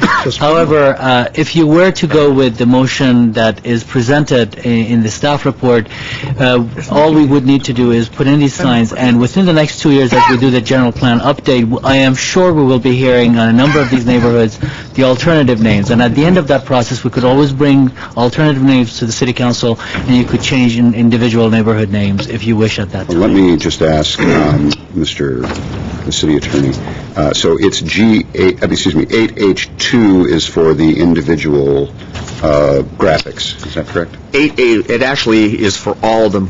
If you take a look at the motion, you'll notice parenthetically we have it bracketed out as one. It can be as represented in the staff report and the sign design exhibit, or it can be as determined using a custom element to define each neighborhood based on its history, heritage, or other unique characteristic. And then there's actually a sentence to direct staff to implement the sign. And I said, the sign program, I said, as follows, but it could be immediately. Okay, you're going to help us synthesize this down into something. Just 1 second, I have colleagues that want to speak. I have some comments on the sign. Okay. Is it appropriate at this time, or would you like to? Well, let me chime in for a second. I was kind of out of sequence, but just to give you an idea, folks, how long sometimes it takes to... This was the very first request I made when I was elected to council. And the idea behind this was that we had district signs in this city up until the 1970s when they were taken down. They were not like this. They indicated historic district names. I don't mean historic district as in a historic group of homes, but historically identified enclaves, if you will, or districts, residential districts throughout our city. Each had its own graphic that related to that area. What has been presented here is simply what was originally the Montrose graphic, the mountains with the city seal and the word Montrose. They've simply duplicated that for Tropico. The idea is that Tropico's district would have its own graphic unique to the character of things there. For example, the Rancho area would obviously have perhaps a horse and a rider. The Northwest would have a Brand Library, that sort of thing. So that is the idea, and they just duplicated the graphic. As I understand it, what we're talking about is possibly just using the exact same graphic for each area, or to allow them to go ahead and do a graphic that is unique to each of these districts. One of the reasons that they have to be a little bit more creative is that districts exist now, areas exist now that didn't exist back then when these signs were originally created. For example, you had Brockmont, but you didn't have Rancho San Rafael. It didn't exist. You wouldn't have had... Emerald Isle. Yeah, you wouldn't have had Emerald Isle. You wouldn't have had... Shoal Canyon. Yeah, exactly. So, in any case, that's the idea behind it. Having said that, given that explanation, let's see if that answers any questions, or just complicates it further. Well, I think that's a great idea. I just wonder how much more it will cost to have the individual graphics. Mr. Mayor, Councilmember Quintero, generally this sign, what we did is we used standard sign blank, standard backing, standard die cut. Actually, this sign, 50% of the cost of this sign is for that city seal in the middle. that's manufactured outside. So that's the most expensive part. So this is what we based the $100 on, plus brackets and installation. If we got any more elaborate than this, if we actually cut the sign into a particular shape, or we added things outside of the general sign area, then the price begins to go up. Mr. Hagani. If I may add to what Mr. Zern said, if we were to come up with a different, some insignia for each neighborhood, we expect the different neighborhoods would want to have a say in that, and the amount of staff time that would be involved in working with the different neighborhoods to come up with what would correctly symbolize specifically their neighborhood is not something we have calculated, and we expect the number of hours that staff would have to spend with each neighborhood would be many hours. So, Mr. Weaver. And that's exactly my concern. Everybody arguing what the picture should look like. Well, the idea was to use the existing, you're calling them insignias now, the existing graphics, most of these are pre-existing, and then to look at specifically creating graphics for areas that did not exist at the time. I've never seen a graphic for Glen Oaks Canyon. It's probably because there was not one. So that would have to be one of those. Another would be 1920. Rancho San Rafael. Another one of them would be, as Mr. Yusefian said, Emerald Isle, and so on. I'm perfectly happy with that. Yes, Mr. Najjar. I'd like to see a couple modifications. I'm wondering if we could put a small line on the bottom with an elevation, and should any particular neighborhood be the birthplace of a sitting city council member or mayor, a little tag saying birthplace of I'm an ace. fill in the blank. Okay. Have any of us been born in Glendale? Okay. Mr. City Manager, Mr. Stover. Mr. Mayor, I did want to point out something in the staff report, which is just sort of marrying the two ideas of some customization, but getting the program implemented. That is to implement the program with these signs, and to the extent neighborhood homeowners groups want to get together and come up with their own design, they can do that, and at some point in time, whether it's through additional funding or their own contribution, these standard sign faces could be replaced with something that would be more customized neighborhood by neighborhood, but we'll let you get this program with the standard sign face implemented. No, I disagree with that, and the reason is that it defeats the purpose of this program. It is to create signage that is unique to each district, that brings the traditions and historic imagery of that district, that historic area, together under one banner, not to create a generic sign that is imposed on each area to say this is what you are. It is not. That is the insignia that the city of Glendale created and interpreted historically for the District of Montrose. Crescenta Highlands had a different logo. Tropico had a different logo. Tropico's logo had surprisingly a palm tree, not so surprising actually because of the name, and so on. The El Miradero district had Brand Library, and so on. Rancho had a horse, etc. That is the idea of it. These are the historic traditions of the community. Otherwise, we might as well leave a logo off altogether, just have it say Tropico, Montrose, Ross Moines, and so on. Mr. Quintero. Do we have these logos on file, so to speak? I mean, do we have photographs? Actually, the original logos that the mayor is referring to, we did some research, and we only found two, right? We only found Montrose and one other. We could not find any records of, we have heard and we have seen references to all of the number of logos that the mayor is referring, Mr. Mayor is referring to, but we could not find the actual images of all of those. Do we have the book that Sam worked on that has the map of Glendale? No, it's just a pamphlet, and in it there are the graphics for each district. Yes, it's also an exhibit attached to your staff report. I thought it was in here, but I don't see it now for some reason. This one does not have the logos, but I know what you're referring to. We don't have it with us. Yeah, it's just a booklet that's put out to the public, and it has a logo for each district. And I don't see this as being a great time-consuming project.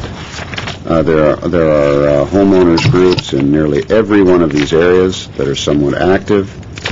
There are, I don't see it in here, Hassan. I think it's in the booklet, and that is not here. So, Right. yes, sir.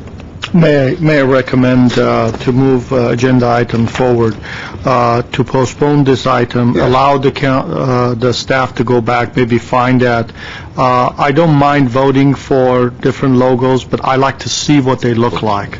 So I like to have all the ones that are existing, if they do exist, and if Draymond knows where they are, we can find them. Maybe we can reschedule this some other time, and we can get copies of those, so then I'll feel more comfortable with that. I would support that, too. Anyone else? Yeah, that's fine. Then I'll make a motion to table this item with no further discussion. So then you can reschedule. We'll use our traditional nomenclature as off-calendar. Off-calendar. Table it, because then you have to have a motion to remove from the table, so. You got it, off-calendar. Okay. We do have one speaker. I'm terribly sorry. It's Nancy Kent. Mayor Draymond, council members, and the Welling family and others. My name is Nancy Kent. I'm a resident of Glendale. And the reason I turned in a card for this item is I have graffiti in mind on signs. Last Sunday, I was at the intersection of Mariposa and Palmer, and I noticed one of the small signs that somebody had adopted that neighborhood had graffiti on it. So I did call that into the city yesterday, but I'm wondering if somebody sprays these with graffiti, does the entire sign need to be replaced, or do they have any kind of special coating on them that resists that? And if the sign does need to be replaced, if it's spray painted, I'm wondering if they can either be posted high enough off the ground that it's really challenging, or perhaps hung from a signal, so it's especially challenging maybe in South Glendale. You'd want to do that more than North Glendale. And I like the fact that this is being tabled, and I was also going to suggest that this not be rushed, so people who are interested would have time to give input. And it seems like if you're going to do these signs at all, I mean, these are not needed, they're just extra, that you might as well go ahead and do them with the extra individualized logo for each neighborhood. And thank you very much. Thank you. All right. We have a motion and a second. Yes, sir. One item on the issue of making location of signs challenging. I will tell you, as I drive through freeways, sometimes I look at those signs in the freeway in the middle of the road. I don't know how they get up there and put the graffiti, and there's all kinds of, wires and razor wires and everything else. Talk about challenging. I don't think for them you can ever make it challenging. All right. Mr. City Clerk, let's call the roll. Council members Najarian? Yes. Quintero? Yes. Weaver? Aye. Yusefian? Aye. Mayor Draymond? Yes. Next item, please. At 8I, the city attorney regarding comments to the Burbank, Glendale, and Pasadena Airport Authority Part 161 study. At I1 is a resolution of support for Airport Authority Part 161 study and findings validating a full mandatory nighttime curfew. Okay, thank you. Mr. Quintero. I'll move 8I. Second. Okay, we have a motion and a second. Mr. Yusefian. Mr. Mayor, I will be voting against this item, and I understand that we did get a briefing a couple of weeks ago, and I know Mr. Politis standing there and kind of dumbfounded, considering the fact that I was on the Airport Authority, and for a while I was the president of the Airport Authority. Part of the reason that I am going to vote against this is not that I don't want a full curfew. I just think that after spending millions of dollars on a study, we are going to go and submit a report to the FAA, which FAA specifically has told us that report needs to be within your 65 CNEL. You cannot go outside your sound barriers, And if you go there, we will turn it down. They turned it down last time. So I know for a fact that we did all the research and spent a tremendous amount of money on doing a full study on departure curfew, and the departure curfew actually pencils out, it works, all the economics work, all the numbers work, everything is by the book, and the FAA is going to have very, very difficult time saying no to that one. No guarantee they won't, but the chances of them saying no to that is a lot more difficult than saying no to a full curfew. And I know they will come back and say, we told you stay within your 65 CNEL.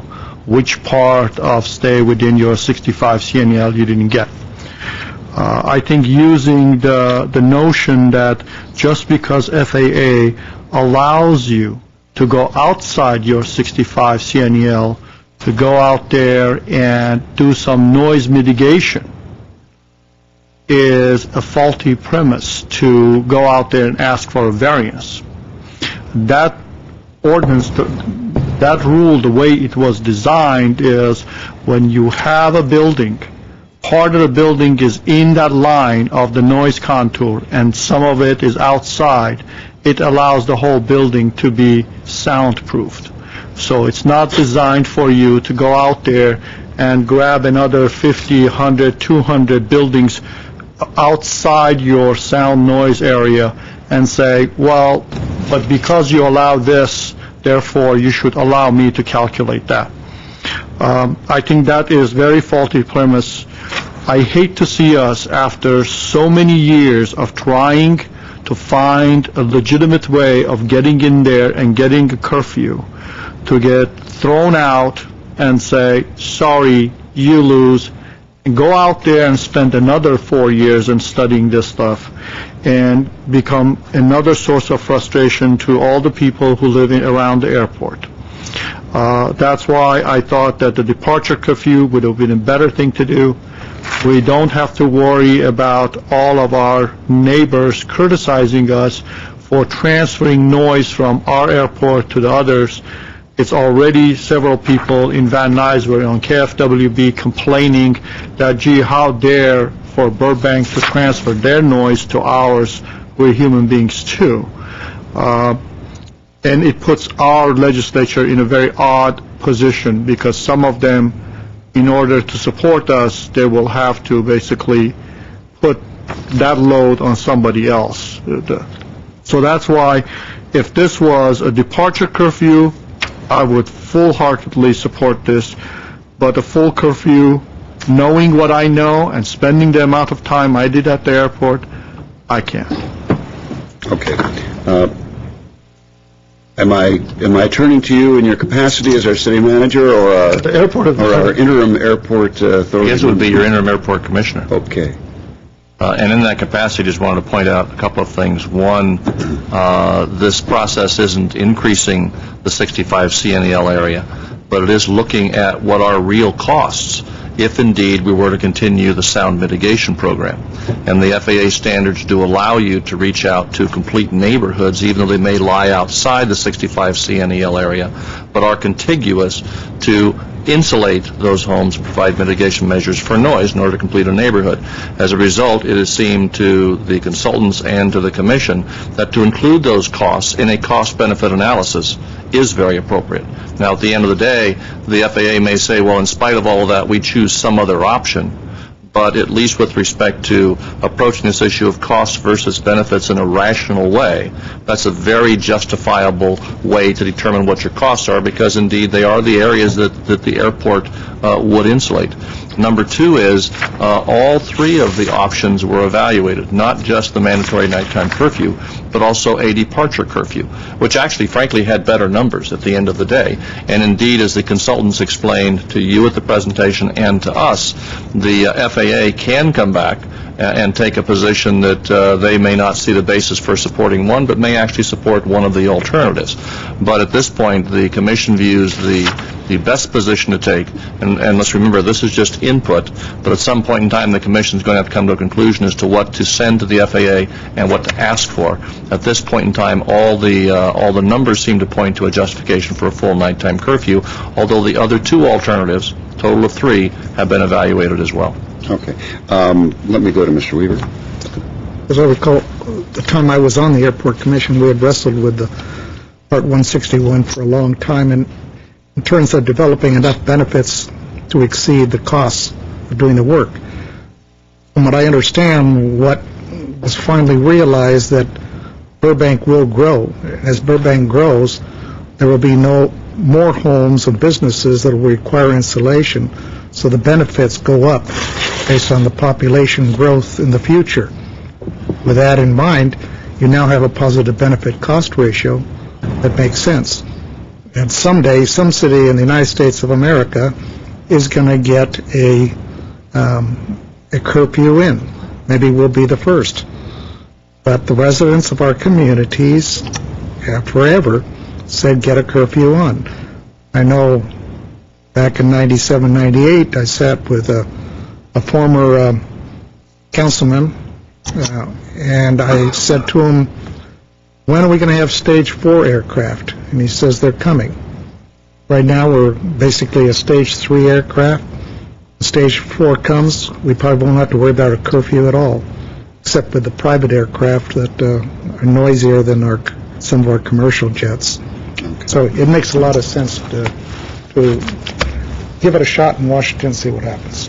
All right. Mr. Najarian, anything? Let me understand, let me ask Mr. Starbird a question. So is it a strategic move by requesting the full nighttime curfew, which has a lesser cost-benefit ratio, that as a fallback position or as a point of settlement or compromise, FAA might offer a departure curfew, which has a higher cost benefit? Let me ask Mr. Povolites to come up so that I'm not speaking out of turn. No, it's not. If indeed at the end of the day, after all of the input, the commission concludes to forward the Part 161 as it currently stands with the full recommendation, it's not intended to be as a strategy with a red herring, so maybe we'll get one of the lesser alternatives. There's a full belief that we should go into this attempting to put 100%, if indeed, after all the input, that's the conclusion the commission comes to put 100% behind this, not just to toss it out as a red herring. But the study has had to evaluate the other options. I mean, the consultant mentioned the conditions under which the FAA would evaluate this, and one is they look at how much you've been able to accomplish without the recommended course of action, and how much more you're going to save versus cost in achieving the recommended action.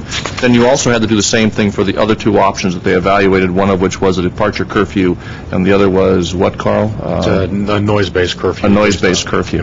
But no, this isn't viewed by the commission as just being a sort of a subterfuge to get one of the other two approved. I think there's a full belief that with the cost-benefit analysis, there's full justification for the Part 1, for the full nighttime curfew, based on the input they have currently in the study. Mr. Najarian. And just as a follow-up, let me just be clear. What role does council have in all this? If we were to deny this resolution, that is in no way binding on our commissioners, is it? No.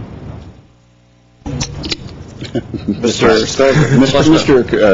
Authority member. Pardon me, Mr. Mayor. And this is input. The commission is still currently in the gathering information public input stage. This is giving the city council's input based on the information you've received to date.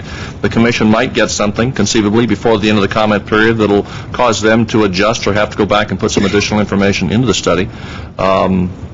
And then, of course, it'll go to the FAA, and at least as I understand the process, the FAA first has to deem the application complete. So I think before we get a definite no from the FAA on this, and as in effect have to go back to start over again, we're going to hear from the FAA that for some reason they think the application isn't complete, there's more data that's needed, and the likes. So get your question answered. Mr. Weaver. Since I have Mr. Provolitis up here, the LA Times last week, I need to correct it, says the airport authority proposes moving overnight operations to Van Nuys. I don't think that's correct. I think you didn't say that. There are a number of airports the traffic could disperse to. That's correct. Yeah, the actual flights are dispersed in a number of directions. And it might also be worth noting that Van Nuys is in the process of looking at its own 161 study to deal with its own area. They will go through the same process that we did in terms of looking at cost benefits and where it all lands. That has to be factored into the cost benefit. The Commission has looked at very seriously over the last several years the request of Burbank, the homeowners associations, et cetera, and the constituency underneath the airport, that their desired result would be a full curfew if that's possible. And I think we have a logical, cogent argument to make. Where that takes us with the FAA and where this process goes, as we said a couple of weeks ago, is uncharted territory. All right. Okay. Let me go to Mr. Quintero. Well, I was just going to say, I think Mr. Yusefian is making a rather accurate observation in terms of the possibilities of what the FAA is going to do, but you have to try to do what we can, because we don't know. Mr. Yusefian. And I would like to ask Mr. Provolitis, since he was there when that letter of incomplete came the first time around. And so the first time around, they send us a letter of incomplete saying your application is not complete. They did not deny it. No, we need to back up. We have not submitted an application at all. What we did is back when that originally happened, we had looked at several methodologies, one of which did not deal a lot with the cost and benefits of the home installation program. Right. We had started to look at sleep awakenings, the values of sleep awakenings, and some of those, based on the noise models used at the time, were well beyond the 65 CNL. So what we did is we had sent a draft to the FAA to look at those methodologies, and they said, basically, don't do that, the weakenings and so forth, the monetization issues they had some questions about, and that they wanted us to stay within the 65 CNL. But I think the follow-on to that is also that we currently go outside the 65 CNL with our current home installation program. We go to ends of blocks so that there is some continuity with the neighborhood and there was equity in the neighborhood. So where we've landed with this is we don't slice a house in half, but neither do we slice a block in half. That, for example, if your house was in and I'm right next door to you, my house is out, it allows us to go to the block. So it does reflect our true costs and what we would expect our true costs to be, that if we do not implement a full curfew, those would be what we could potentially be liable for. Right. Right. But if you did not include that, your numbers didn't hold. Then it changes the metric. Right. All right. Do we have any other comments? Okay. For your preference, gentlemen? So the FAA doesn't really say, well, this one doesn't work out, I'll give you that. No. They just basically say, no, you go, this is incomplete, go back. There is the question. And then you have to go back and then resubmit again. I thought 8I1 was We have a moved. motion in a second. Okay. City Clerk? Council members Najarian, Yes. Quintero, Yes. Weaver, Aye. Yusefian. Abstention still doesn't count as a vote, correct? It's correct. It is neutral. It neither reflects a positive or a negative vote. That helps you. And Mayor Draymond. Yes. All right. Let's move on, please. At 8J is City Attorney regarding discussion of replacing interim Glendale appointee James Starber, City Manager, with an elected official to serve the unexpired term on the Burbank Glendale Pasadena Airport Authority, or other alternatives. At J1 is a motion appointing an elected official to serve the unexpired term currently held on interim basis by City Manager James Starbird. At J2 is motion directing staff. Mr. Mayor, I have to recuse myself since I'm interested. I have a financial interest in this. It will double my council salary if I get it. That's just kidding. Not quite. So I have to Okay, Mr. Weaver. pay the podium. All right. So Mr. Mayor? Just 1 second. I'll also recuse myself because I'm also interested in the position. All right. Mr. Mayor, I'm going to have... I'm just kidding. It's going to be awfully lonely up here. Let me go to the city manager first because he's asking out. He currently has a job, so we Yes.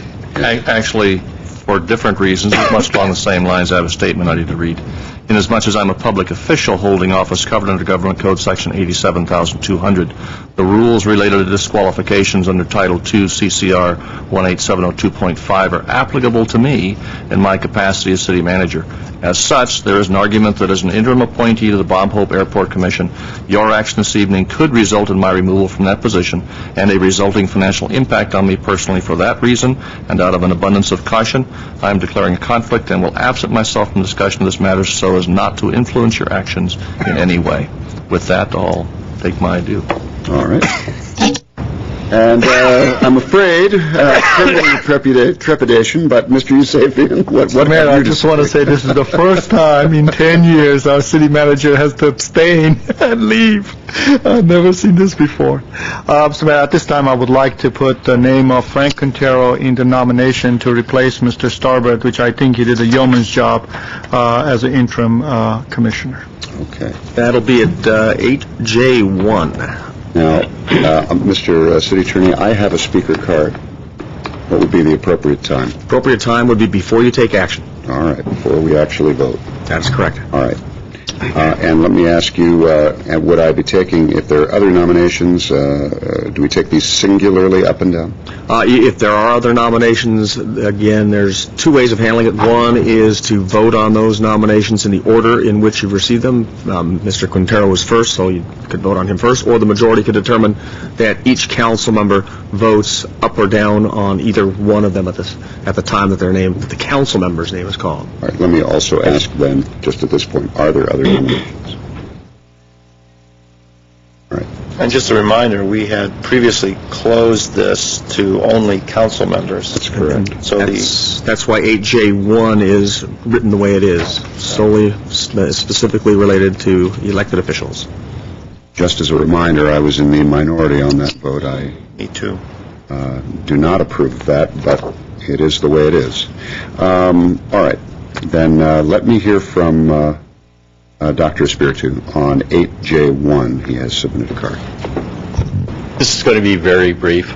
I am Dr. Richard Espiritu, and Mr. Yusefian and I also am in favor of seeing Mr. Frank Quintero be appointed to the Burbank Bob Hope Airport Commission. Thank you very much. Thank you, Dr. Espiritu. All right. Mr. City Clerk, if you would. Council members Najarian, Yes. Quintero, Weaver, Yusefian. Aye. Mayor Draymond. Yes. The appointment is made. There is no need for discussion of item 8J2. That was an alternative motion in case the council wanted to reconsider its position of appointing an elected official. Just so members of the public know, when an individual declares a financial conflict of interest, as was done here tonight, those individuals are not counted toward a quorum. You have a quorum of 3. This was a 3-0 vote, but a 2-1 vote would have actually carried this as well. So the motion carries. Mr. Quintero is appointed to the Airport Authority to complete the 4-year term. Okay. And there he is. Mr. Quintero, it would appear you have been given your wings. So, our best to you in your representation of this city. Someone tell Mr. Weaver that he can join us. I believe he may have left the building, as some would have said about a former... About Elvis. Let's say about Elvis. All right. The next item, I'm going to remind everybody, the next item is oral communications. And Mr. City Clerk, if you wouldn't mind reading the item at 6, even though it is the item at essentially 9th position. Yes, Mr. Mayor, oral communications is next. Discussion is limited to items not a part of this agenda. Each speaker is allowed 5 minutes. Council may question or respond to that speaker, but there will be no debate or decision. City manager may refer the matter to the appropriate department for an investigation and a report. Okay, thank you. First speaker is Nancy Kent.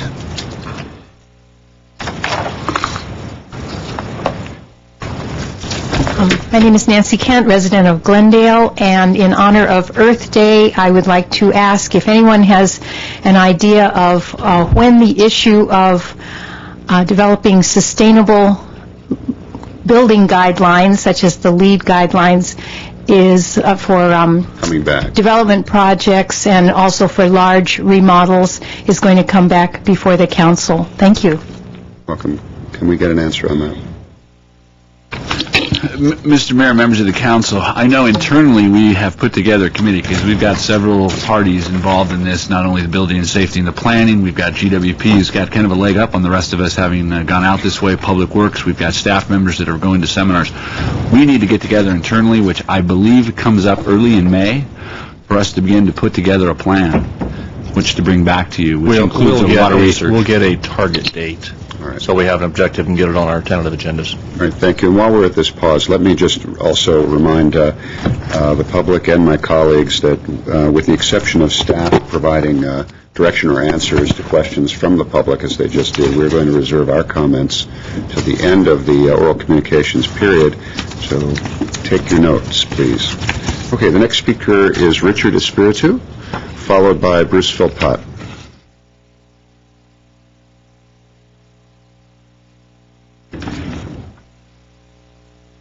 Once again, good evening, Mr. Mayor, City Council, and staff. I am Dr. Richard Espiritu.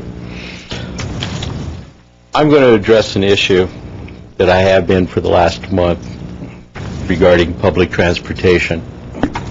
I'll be giving everybody some copies of some documents. The city contract with MV Transportation talks about a 90% on-time of the buses here in the city of Glendale. A number of years ago, there were two gentlemen. One was Mr. Gary Hewitt, and another gentleman by the name of Mr. Mark Malone, who did a very good job on reviewing the on-time performance of the B-Line buses. Several weeks ago, about a month ago, I had a conversation with two of the members of the staff of the Transportation and Parking, and one of the ladies informed me that they do have the ability to determine the on-time availability of the buses based on what is called the Next Bus system, which we spent quite a bit of money on. Fact, according to the drivers, 95% of the time, Route 7, which is the new line, goes across Glendale, north part of Glendale, is not on time. There has been 37 complaints filed on Route 7 for not being on time. There was an equal number of complaints regarding Routes 1 and 2. However, Route 1 and 2, we've had a problem back in February because of the construction of the Americana, which delayed the buses because of the construction. So I disregard those. The litigated damages has not been imposed upon the city by the city of Glendale on the B-Line bus system. That raises some interesting questions. One question is MV Transportation not reporting their on-time delays on Route 7? Number two, is the Next Bus system not working properly? I went online, checked the Next Bus system, and for some reason, the schedules in the Next Bus system do not coincide. They're off by as much as 20 minutes, or the buses are off by as much as 20 minutes. I assume it's the buses that are off as much as 20 minutes. And my next supposition is there somebody in Transportation and Parking Division covering up the late time schedules of Route 7 to avoid liquidated damages? I have some letters here from the City Attorney's Office that I will be giving to you. One is regarding liquidated damages that says, what are your policies and procedures regarding liquidated damages? And this says there is no policies and procedures other than what is in the contract. I also asked for the on-time for Route 7, and the answer was, please be advised that the City of Glendale does not have records representing your request. I spoke with an individual, and the two individuals, one knew that this system is running late, and the other individual told me they do have the capabilities of doing it. So I have two questions.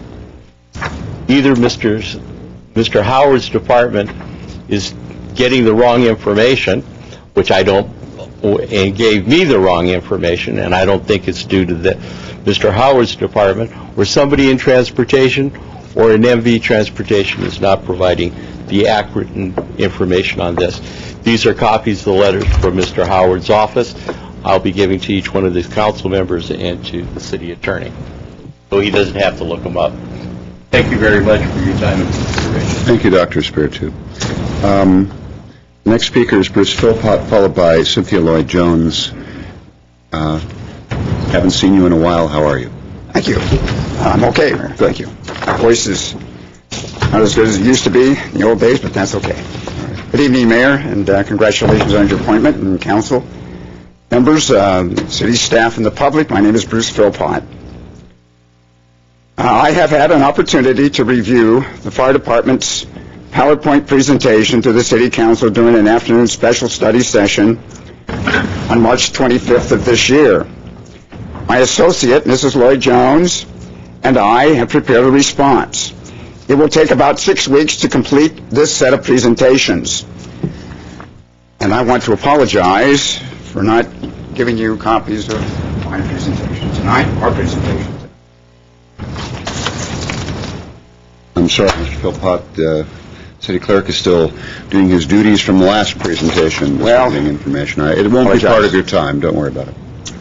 We'll bank your time for you while you're waiting. This set of presentations will take about 6 weeks.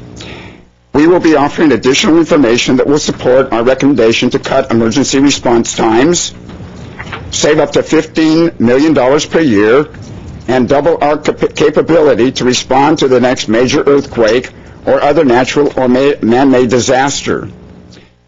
This information will affirm the value and the credibility of the new models that were developed in collaboration with the Career Firefighter Study Group. It bears repeating that this study group consisted of fire chiefs and rank-and-file firefighters who have had a cumulative experience in the fire service of over 300 years. Our clear message from the Glendale Fire Department's presentation was that the speed to which first responders get to medical and fire emergencies is a critical measurement of their overall performance. But when they are described, their organizational approach to emergency calls, there was no reference or mention of the phrase geographic integrity. Instead, the term risk management was used as the underlying principle for determining emergency response preparedness. Risk management, as it is being used in this case, is a way for the fire department to disregard geographic integrity and adopt a less rigorous principle that allows them to continue practices that degrade critical response times. Geographic integrity used to be a hallmark of the fire service, and it means that our first responders are in their centrally located neighborhood fire stations, ready to respond with maximum effectiveness and speed to emergency calls. This is one of the cornerstones of best practices in the fire service. We plan on mentioning it often because it is the single most valued policy of any fire department. But in Glendale, this policy has been severely shaken and compromised. The Glendale Fire Department recently decided to rescind its policy that allowed firefighters to jog in remote parks and at other locations that were out of their fire districts entirely. According to Deputy Chief Howard, the fire department became aware of that policy that was causing these response delays when my associate and I presented the data to the City Council and the public late last calendar year. Chief Howard said that prior to our presenting the data that showed a pattern of slow responses over many years, the fire department did not know of their existence. even though all of our data came from the fire department's own records. During discussions over several months, Deputy Fire Chiefs Scoggins and Howard both told me that they had already assessed this off-site jogging policy and found it acceptable within their definition of risk management. It wasn't until the fire department was forced to view these response delays against the principle of geographic integrity that the need was identified and remedied. In his presentation, Chief Howard did not acknowledge that their own consultant admonished them about these delays in a formal report that was submitted in 2004. He also did not acknowledge that this off-site jogging policy has been in effect since 1995, impacting hundreds, if not thousands, of calls over that 13-year period. Also not mentioned was that I met with several chief officers in the fire department 3 years ago and advised them of my tentative findings and how it was causing hundreds of excessive delays. The sad and disturbing truth is that it was only after the data was presented to the public, community groups, and the city council that the fire department decided to rescind this flawed policy. In this case, after 13 years, geographic integrity finally trumped risk management, and the practice that benefited the firefighters at the expense of the public was reversed. One last sentence, sir. Now hundreds of emergency and potentially life-threatening calls a year have had their response times cut in half. That should be reassuring to the public. Thank you.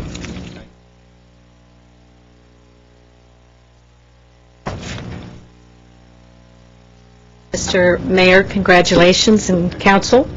It is very important to note, however, that the Glendale Fire Department, in canceling its policy regarding off-site jogging, has remedied only a portion of the preventable emergency response delays. The rest adversely affects thousands of additional calls each year in the same way that the off-site jogging policy did.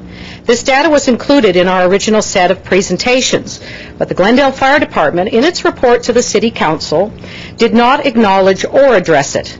These additional delays occur because first responders are needlessly taken out of service, OOS, or out of their assigned fire districts, OOD, for extended periods of time.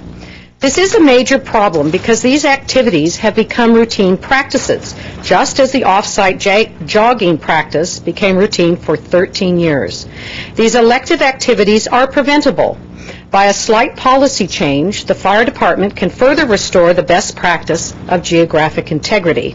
When first responders are either OOS or OOD, additional time will be added to emergency response calls because another out-of-district unit will have to respond over a greater distance. Chief Howard, Interim Chief Biggs, and Fire Union President Captain Starvos say that it may take another 6 to 10 additional minutes for a response by an out-of-district first response team. This is why it is so critical for first responders to be in their fire districts and preferably in their centrally located fire stations as much as possible. In this state, the emergency responders are in their best position for maximum response effectiveness. This represents the essence of geographic integrity. We will end this week's presentation by showing a couple of examples where first responders have taken themselves out of service or out of district needlessly. Right, here we are. The 3 slides represent daily activity logs for engine companies 27, 28, and 29. These daily activity logs were selected because they record both issues on one activity log: routine staffing with 3 and avoidable examples of being taken out of district or out of service. Slide number 1 shows engine 27 operating without its captain for several hours in the middle of the day. It also shows it out of service to steam clean a water tender that took several hours. Slide 2 shows one firefighter from engine company 28 out to background investigations for 11 hours, while the crew ran the day staffed with 3. It also shows them driving halfway across the city and out of district to get the results of a TB test. It then records them driving to Fire Station 22 to pick up another vehicle and drive it back to their own district fire station. Slide number 3 depicts the fire captain of Engine 29 out for over 8 hours to attend a funeral. While staffed with 3, they drove to the training center for a firefighter's certification.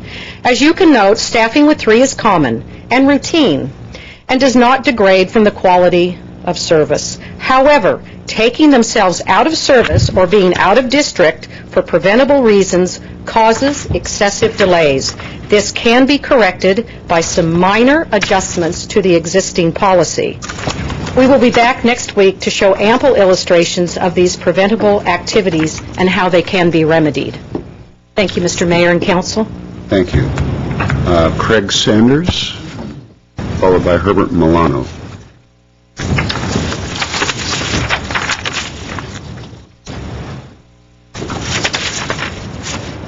Mayor Draymond, council members, my name is Craig Sanders, and I come before you tonight to bring in awareness of an issue that has been ongoing since last September in our neighborhood. It involves a series of events that have occurred, including a fence that has been built beyond the front setback located at 718 Luring Drive in the Glenmore Canyon area. The fence design is non-compatible with the neighborhood. I have sent previous series of emails to each councilman as well as Mr. Starbird's office. I'm now here to bring to the council's attention the issue of an ordinance change that took place in or around January 1st of 2008 that now allows a homeowner to build anything past the front setback area up to 6 feet and does not need a permit. Previously, this was limited to 4 feet. This information according to the City Attorney's Office, Building and Safety, and Neighborhood Services. With this change, it now paves the way for any homeowner to put up any type of fencing design or other structures not attached to the home without the scrutiny of permits, applications, or design review. In the City Council meeting last week concerning the issues of permitting window change, there was an extended discussion of procedure by which an applicant is supposed to apply for permits and what determined DRB exemptions and what was allowed by city code. I asked the council tonight for some guidance as to how to proceed to have the situation reviewed, as this clearly is an issue of a project not conforming to the rest of the neighborhood, or for that matter, any neighborhood in the city of Glendale. I would like to state that we have no problem with property owners putting up a fence as long as it is neighborhood friendly and compatible with the rest of the neighborhood. It appears at this time that there's nothing that can be reviewed by the city since the current code does not require a permit past the front setbacks for the fencing structure. I'm hoping with the close scrutiny that was directed towards window change last week that this issue could be treated with the priority of preserving the look of this neighborhood and all neighborhoods in the city. I have brought a few photos of the before and after of this property that I am speaking for, and this here was the before picture before this property was sold. How do I get to the other two items? Go back. Oh, okay. And then after the fence was erected, this is one look of what was put up, and that is past the front setback area. It was past the 15-foot area, but it is the actual design that we are talking about.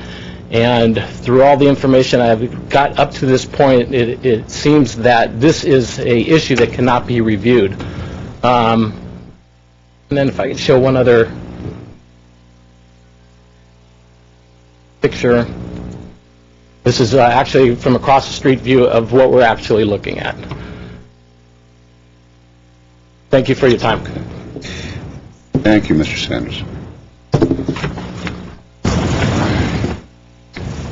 All right. Mr. Milano.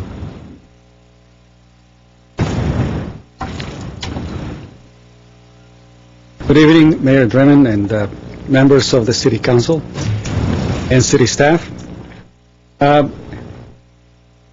It's my objective today to make a couple of suggestions. One in particular with regard to the way that oral communication is recorded. Many people are under the assumption that many of the topics that we bring to you during oral communications are frivolous, at least from what I read today in today's paper.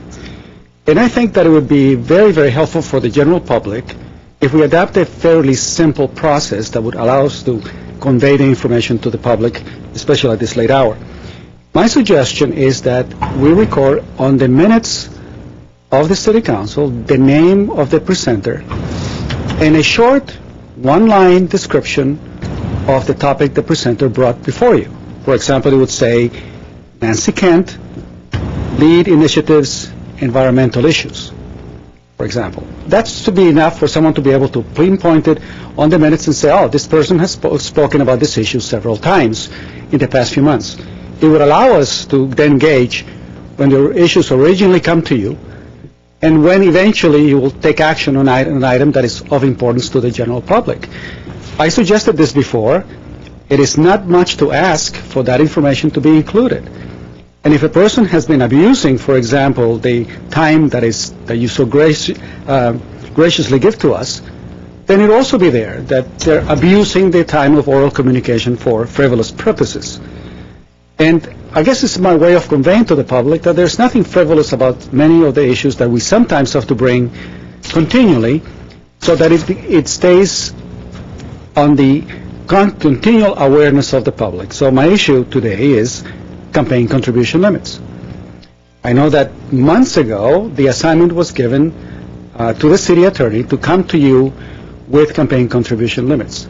And I have the nagging fear that we will have an election next year without any of these campaign contribution limit issues applied. And that was the whole idea of so many activists to come before and say, we have a problem. And it is my hope that we begin to address it. And so I come with another idea to try to sweeten the whole process, because I know that you, councilmen, all depend on those campaign contributions and the current office holder account to help you in the next process, and you want to remain in office. But I believe that perhaps there could be a combination of enhancing your pay, because I know that at least you spend 20 hours working per week on this issue. So that if we were to pay $100 an hour, that gives you, a commensurate pay of about $100,000 a year. But we need a recognition of the effort and time that you put into this, because it's sacrificing your income. I know that. But we also need a way to basically say, look, we need to even the playing field. If you receive $8,000 from GMA, we can only think of the worst, especially if there are no controls with regard to pay or overtime abuse. And so I would hope to see the day when across the board, we have something very simple and effective with regard to evening the opportunities of the public to have an influence with you, meaning $250 per organization or per resident or per voter, per councilman with regard to the election process. But I hope to see something soon so that we can begin the dialogue and be assured that something will happen before the next election. And it would, if when it doesn't happen, and month after month nothing comes through, then of course we have a justification to think of all kinds of things.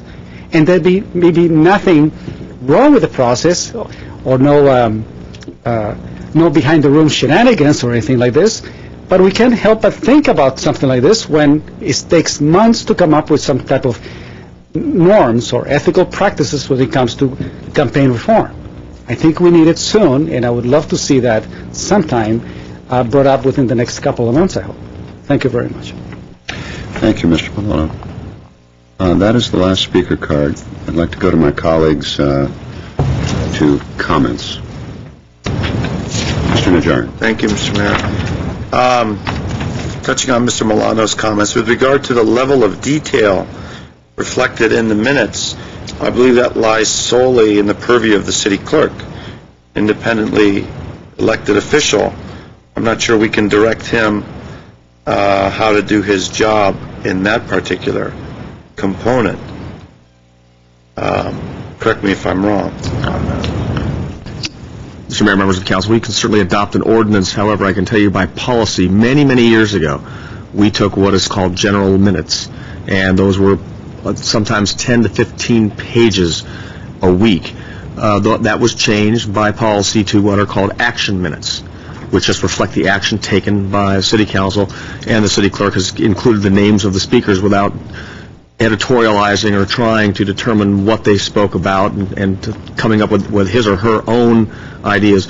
That's the policy now, is action minutes. If the council wants to change that, you could adopt an ordinance to reflect the type of minutes you'd like taken. We also take great pains in providing the record, the official record of the meetings. Yes. We are now archiving all the meetings online, available for people to view the following day, and they're always available at the library. They can get a DVD or order one from our office.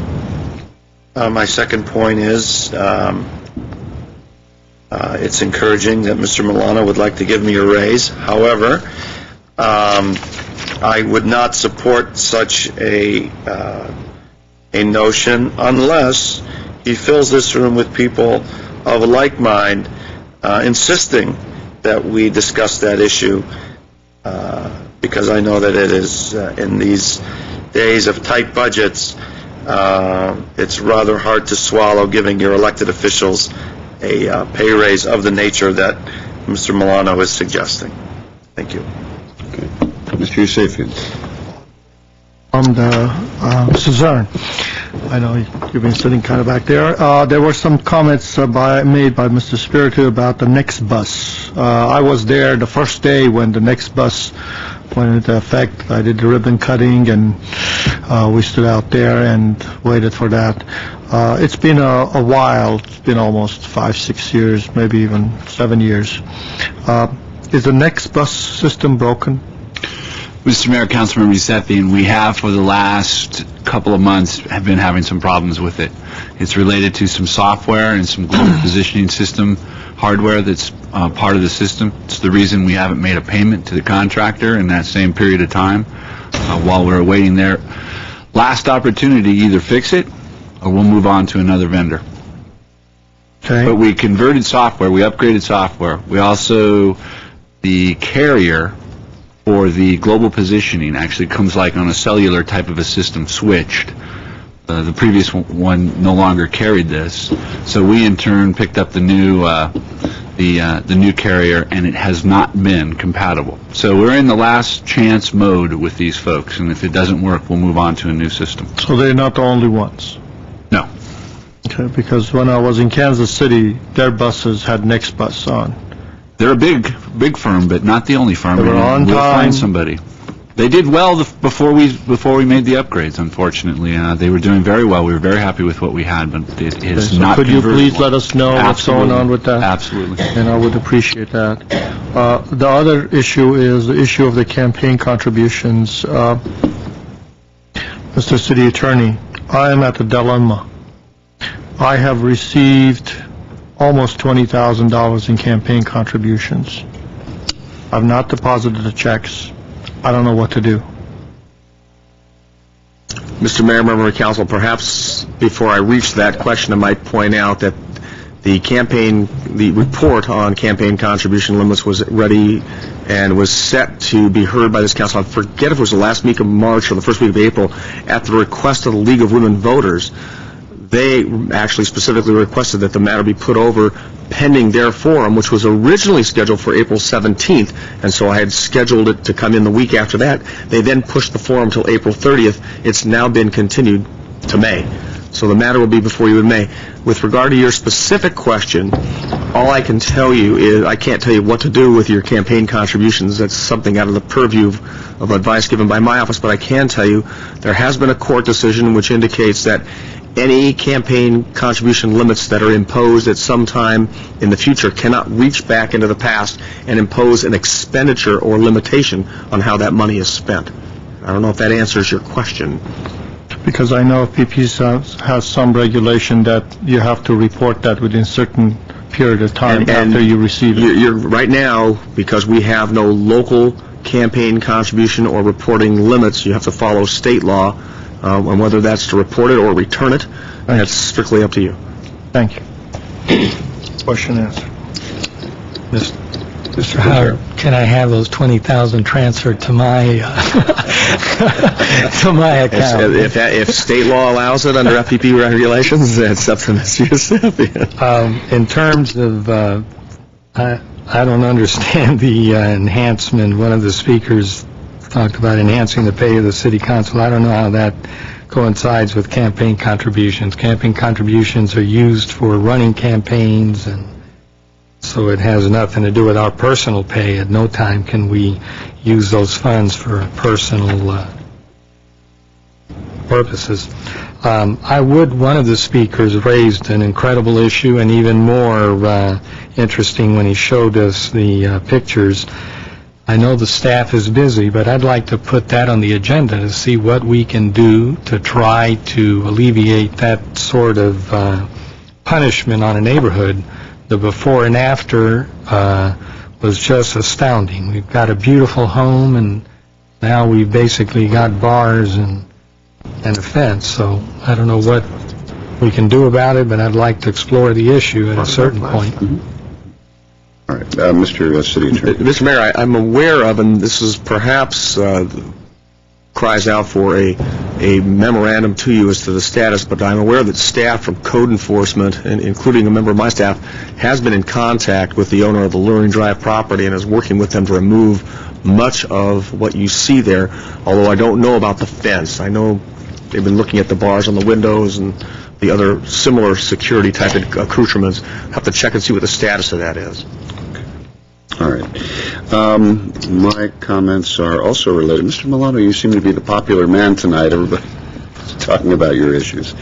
I just wanted to mention a couple of things. One is you mentioned at this late hour, and when you mentioned that, it was 8:20. This is not a late hour. It's not in this chamber, and not for us, and not for Oral Communications, which began at 8:05 tonight. Let's see. The other thing is, I know you were speaking in general, but you mentioned GMA, and an $8,000 contribution, as the public knows, because I've announced it about 4 times in open session, that I did receive an $8,000 contribution from the GMA, and that I therefore recused myself on voting on salary increases for GMA. And I know Mr. Milano knows that too, because he was here. But just so you know that he wasn't speaking about me, because I didn't vote on those things.